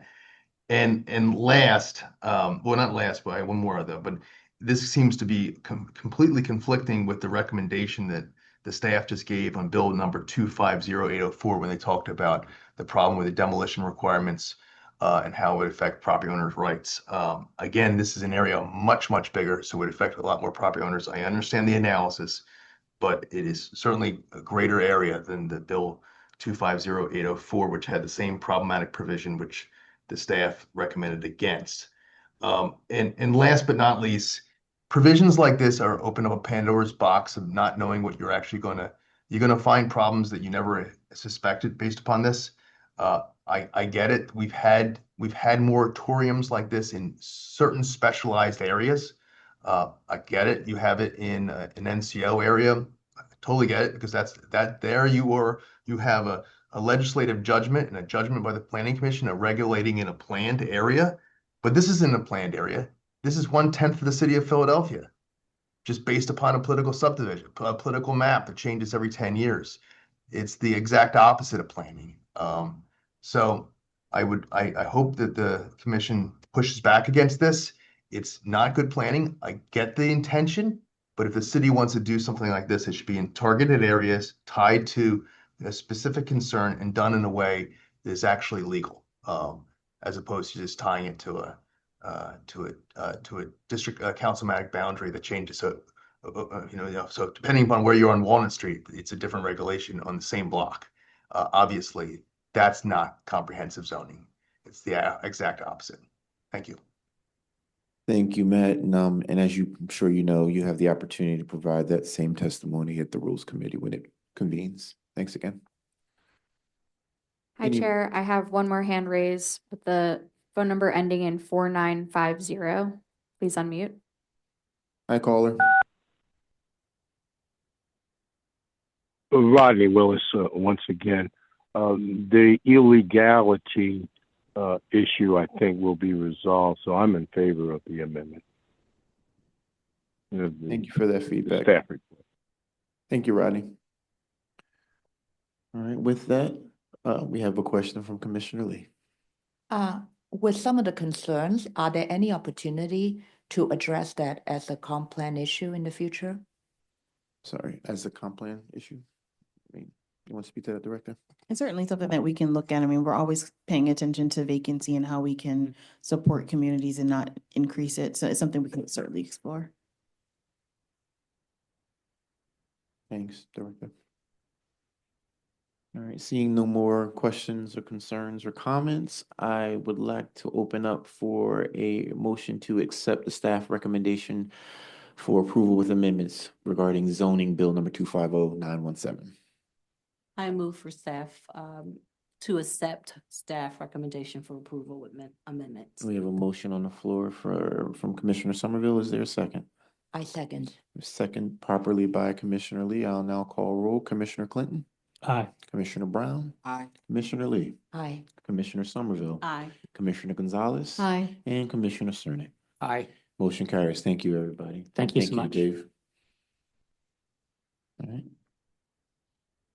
The next item on the agenda will be presented by Nathan Grace, action item for zoning bill number 250-891. How you doing, Nathan? Good. Good afternoon, Commissioners.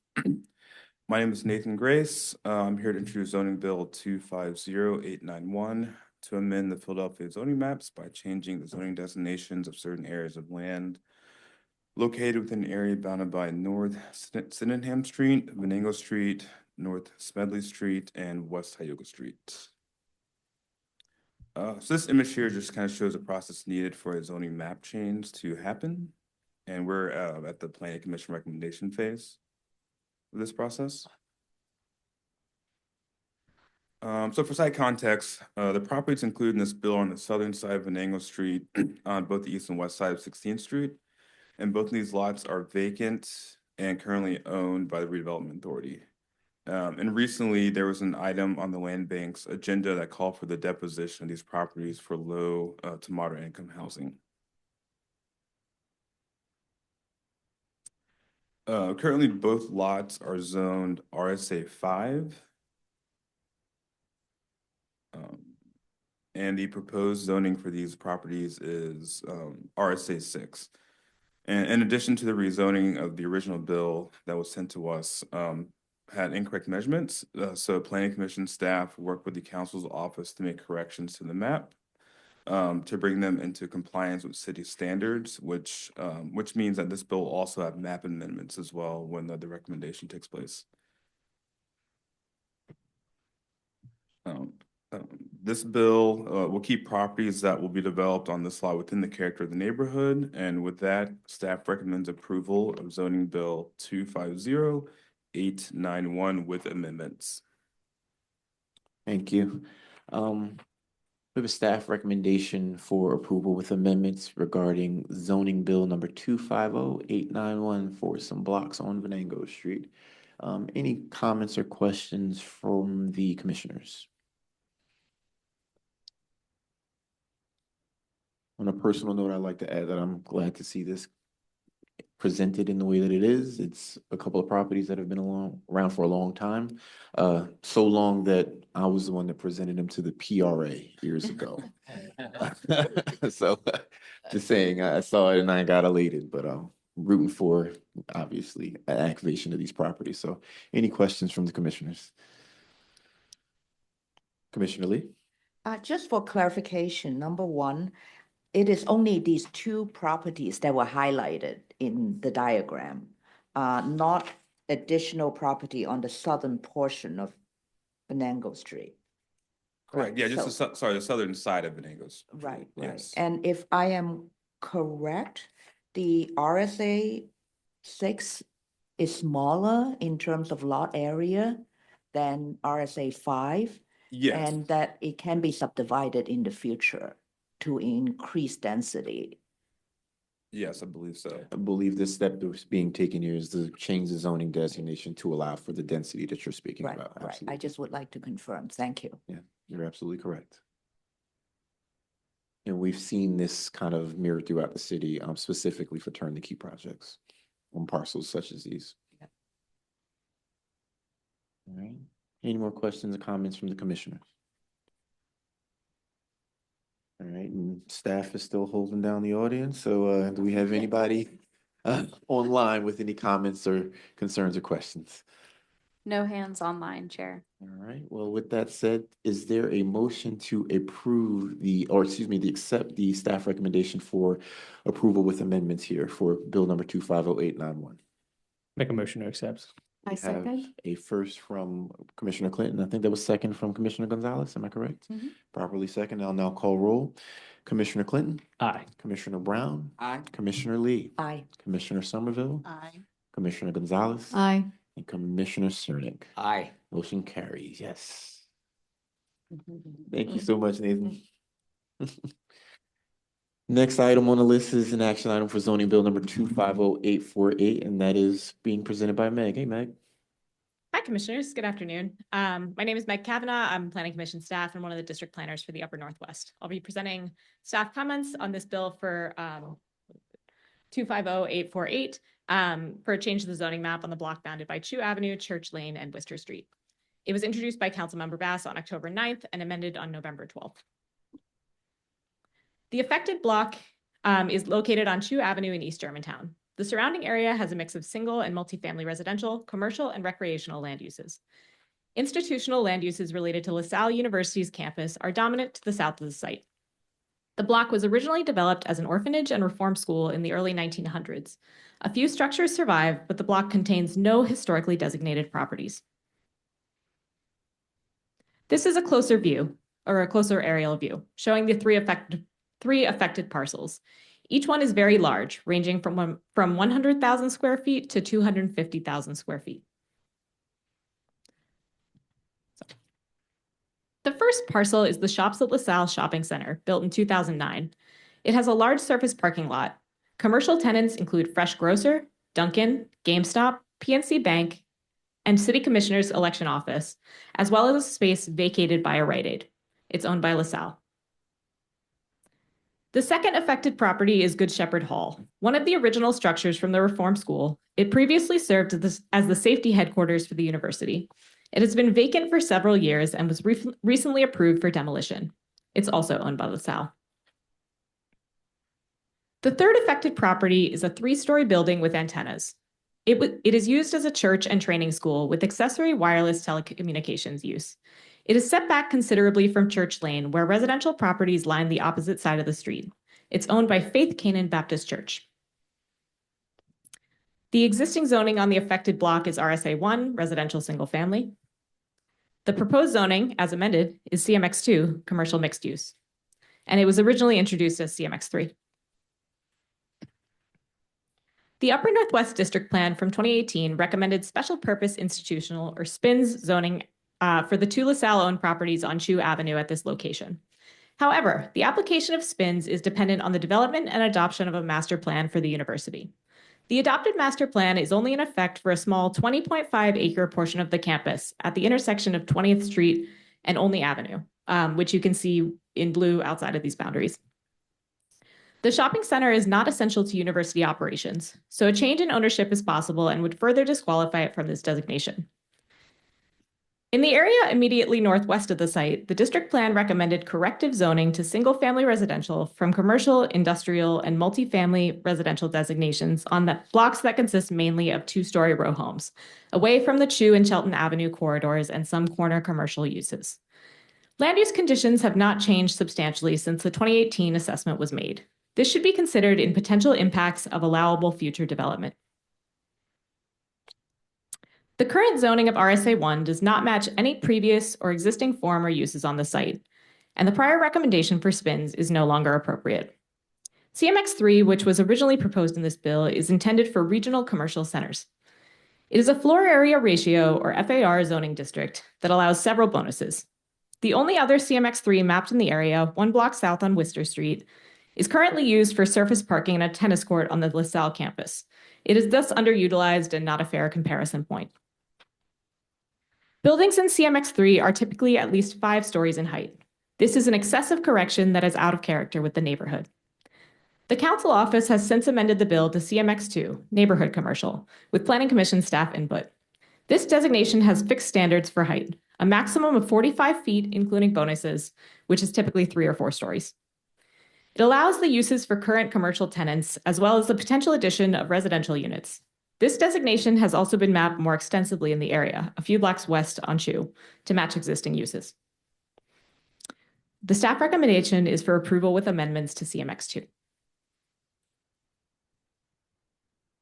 Thanks so much, Meg. And I think I understood that this is an existing shopping center, right? And LaSalle owns the property. Did I hear that correctly? Yeah, both of those are correct. Right. So, I mean, obviously it would be to spur some development that area could see, but are there any particular plans that LaSalle was able to provide up front? Not that staff have seen. I did see when I was looking through history, there have been a number of variances for signs. So that would ease something like this. It does seem like they're with the vacant Rite Aid, they're just trying to find a new commercial tenant. Understood. Understood. Any questions or feedback, comments, concerns from the commissioners?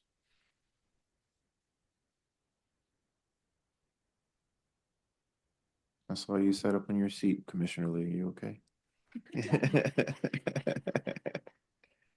All right, seeing none, and seeing no new people in the audience, do we have anybody? Oh, I'm sorry, Commissioner. Just a quick question. Sure. Is the planning, are we keeping in touch with LaSalle about if they're going to do additional development in this area? The reason I'm saying this is an area also that has lower income communities. The Rite Aid is vacant. There was unfortunately, an area level of crime in this area, and it would be great just to see some more development to bring into this community. So, Yeah, that comment. is, Don't know. okay. That is the intention of a master plan district, which is fed into the initial recommendation.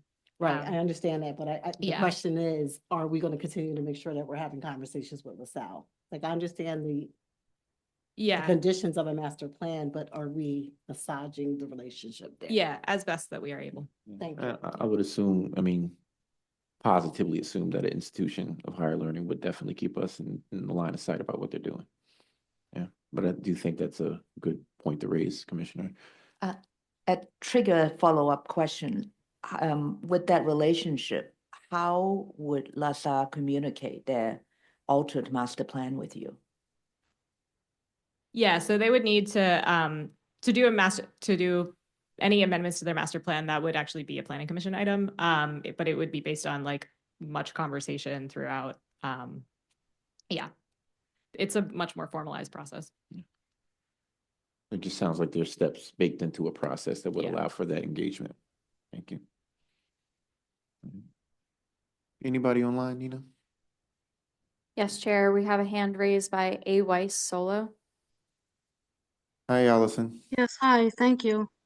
I don't know that your records are up to date and current because LaSalle sold that shopping center several years ago, and they only own the corner property, which is the building that you're speaking of as the security building, which we have recently had a meeting with LaSalle about because that building should be designated historic. And we're in a conversation with them about that property with several other RCOs in the area. And at least they told us, they have no plans currently for the use of that property. And they just don't seem to want the building there. Which again goes back to the previous discussion about demolishing buildings without having a permit for what comes next. It's very unsettling for a community to have vacant lots because it just adds a different kind of blight. Thank you, Allison. Thank you. Just for clarity purposes, are we positive that LaSalle owns this property, or we need to look into that further? That was the OPA record on Atlas as I was preparing. Yeah. Any sense of where the actual applicant was listed? The applicant listed on the application for this, or whatever this process? This was introduced directly by council. It was resulting from conversations there. Thank you, Meg. Commissioner Lee? Is it possible to propose a 45 days review after planning has more discussion with LaSalle to clarify the situation and a little bit more about the plans? We can make that motion, I believe. Yeah, we'll certainly make that motion when we get to that part of the process. Any more? So, hi, Commissioner Gonzalez, just have a question. So just to be clear, the whole area bounded in the map, is that owned by LaSalle? No, the two properties that front on Shoe Avenue are the one at the rear that's bounded on two sides by Church Lane, is owned by Faith Canaan Baptist Church. Okay. And they're aware of this whole proposal to change the zoning? We've been following the council office's lead on engagement with the property owners, so we're not sure, Okay, but we assume. okay. I mean, because it's significant if you're changing the zoning. I mean, they're grandfathered in because they're already existing, but it may impact their ability to do other things that they may be planning. Yeah, I would think that because this is a more permissive zoning district, it would allow them to do more, so it wouldn't be restrictive. But you're correct.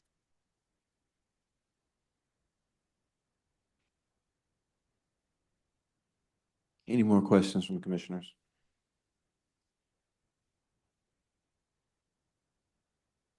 How you doing? Just a procedure question. So we're almost at the end of the year. If we do the 45, will they have to start over in the new council session? No, Or- we wouldn't do that, right? Because it's not a change in, yeah. Yeah, Okay. we're not subject to that change. All right. All right, well, is there a motion to accept the staff recommendation for approval with amendments here? I'd like to make an proposal to extend for 45 days based on some of the concerns of the economic vitality of the area and some of the ownership issues, with another comment about a landmark building. And second. All right, so a motion to table and review for 45 days. And we have properly seconded by Commissioner Somerville. All right, and I'll poll the commissioners. Commissioner Clinton? Aye. Commissioner Brown? Commissioner Lee? Aye. Commissioner Somerville? Aye. Commissioner Gonzalez? Aye. And Commissioner Cernak? No. All right, we have, motion carries. Thank you. Thank you.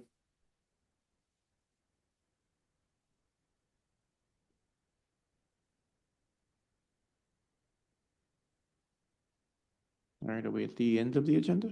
I think I'm next. I'm not sure. Gotcha.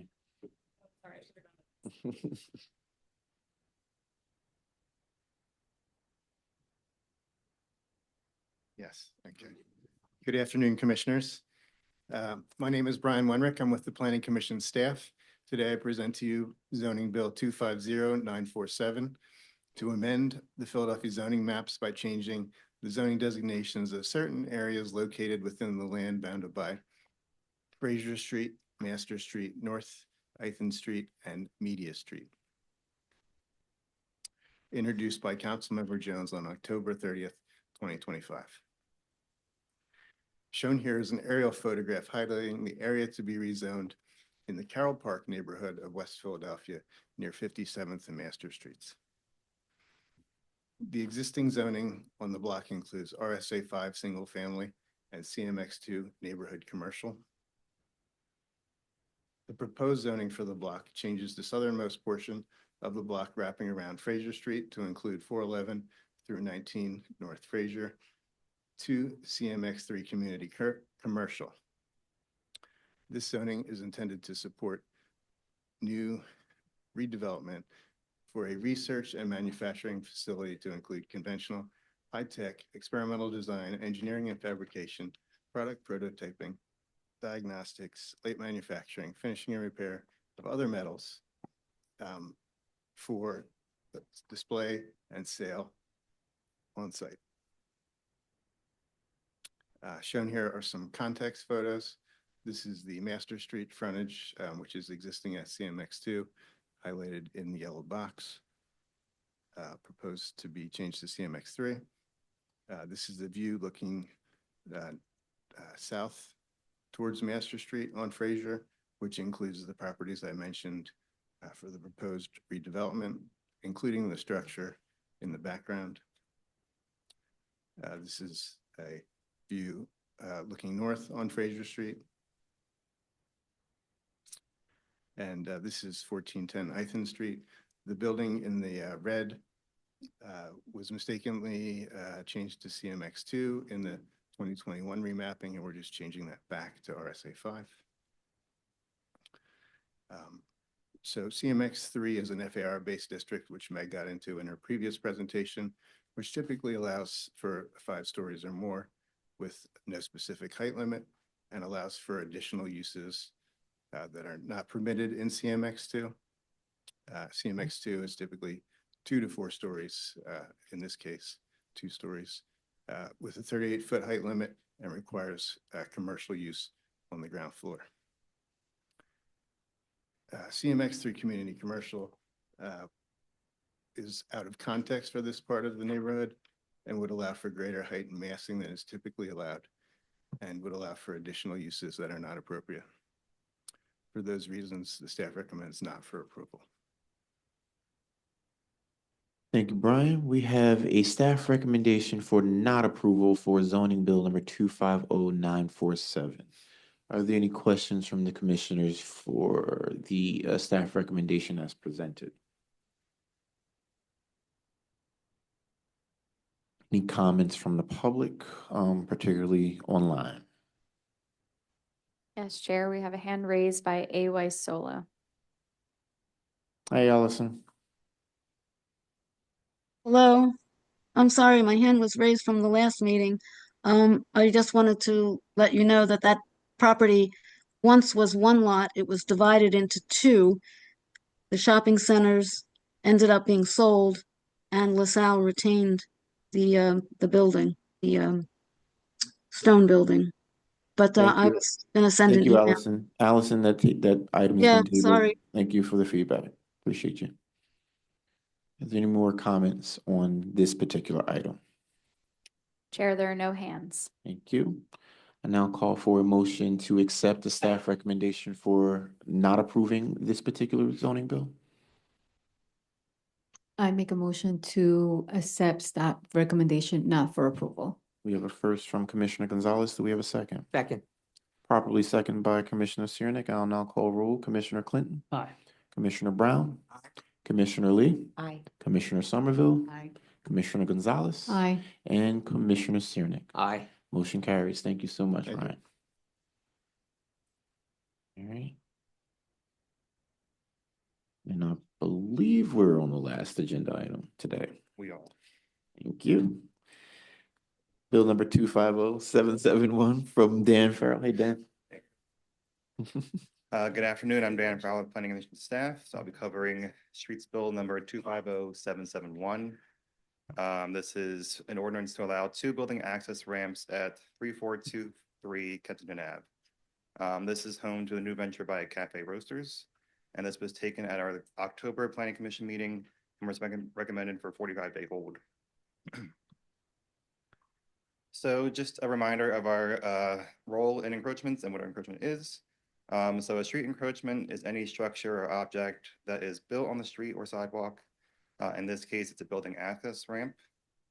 So anytime there is a structure proposed in the right of way, a streets encroachments bill needs to be introduced. So our role in that is to weigh in to ensure that the proposal aligns with the city's complete streets policy.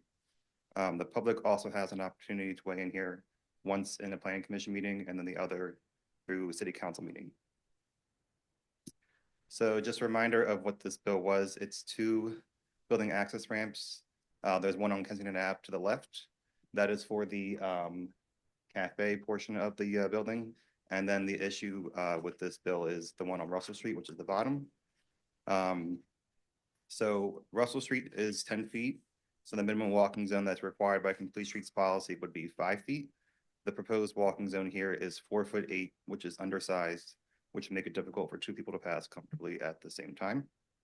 So staff reviewed this through the streets encroachment review process back in June and informed the applicant that staff would not recommend for approval because it didn't meet complete streets policy. We then had several follow-up meetings with the applicant's team to explain our position. And then following our request from commissioners at the last meeting to further conversation with the applicant, we had another meeting with them to try and come to a solution. At this time, we have been unable to change their position. So staff recommendation is for not for approval. Thank you, Dan, for bringing this back. We have a staff recommendation for not approving Streets Bill number 250771, which came to us earlier this year. Commissioner Lee, question? A confirmation that their sidewalk cafe have been approved or not approved? It says proposed. That there. was approved at the last commission meeting. Oh, it was approved. obviously the ramps serve more easy circulation. I agree with your recommendation in that most property owners would have to integrate if they want a ramp inside the building. Without seeing the specifics, they can not really prove it a hardship in terms of adding this ramp to interfere with the sidewalk. I agree with your recommendation. Thank you, Commissioner Lee. Any more questions from other commissioners on this item? So I want to go back because I know this was like 45 days. So the access ramps, there are still 2 entry and exit ways that folks can get in and out of this roasting, this cafe roaster, correct? Beyond the access ramp. If we don't approve the access ramp. There would have to be, so part of this rear one is for access for loading, and then the front part of it is for access for people going to the restaurant. And then the front side is another access. There are, correct. Mhm. There are access. Dan, it's pretty, there's a lot of geometry on this drawing. How wide is the proposed access ramp on Russell Street? It is, the walk is in 4'8", so 5'4". So they're proposing that they give themselves a wider ramp than they're leaving for the public, everybody else in the world, to pass that ramp. So they've taken more than half. Correct, which Under is their why it proposal. doesn't meet complete streets policy. Hmm? That's why it doesn't meet complete streets policy, because it's more than half. Just want to make sure that was clear. Thank you, Commissioner. I just wanted to add that, I understand that the ramp is to make it accessible, but then again, they're making the sidewalk not accessible because you can barely have a wheelchair, push a wheelchair through the side safely. And especially people, they may have a bigger scooters. It will be very challenging for them to navigate, that area. You said when we rose that complaint to them, they didn't really have any suggestions on how to relieve that. Correct. We gave some solutions, but they didn't agree with them.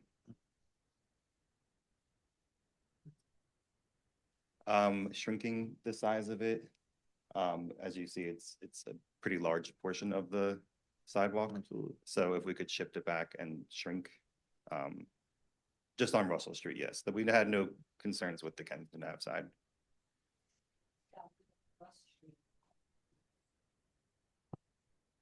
I suppose they want the 2 different accesses because there's the cafe portion and then there's the brewery portion.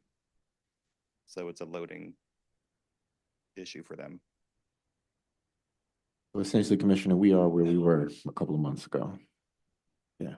Another solution could have been a lift, and it requires less space. And sometimes you can put the lift inside. It all depends, but yeah. All right, with that said, are there any comments or concerns or any feedback online? Nina? No hands online, Chair. Thank you, Nina. I'll now call for a motion to accept staff recommendation for not approving this particular item. I'd be very pleased to make a motion to accept the staff recommendation not for approval. We have an enthusiastic first from Second. Commissioner Cernak. Do we have a second? Second? Enthusiastic second. Second, yeah. Properly and enthusiastically seconded by Commissioner Gonzalez. I'll now poll the commission. Commissioner Clinton? Aye. Commissioner Brown? Aye. Commissioner Lee? Aye. Commissioner Somerville? Aye. Commissioner Gonzalez? Aye. And Commissioner Cernak. Aye. Motion carries. Thank you. With that, we are at the end of the agenda. I'll now call for a motion to adjourn today's meeting. So moved. We have a first from Commissioner Gonzalez. We have a second from Commissioner Somerville. All in favor? Aye. Aye. Opposed? Motion carries. Thank you, everybody, for your time and attention today.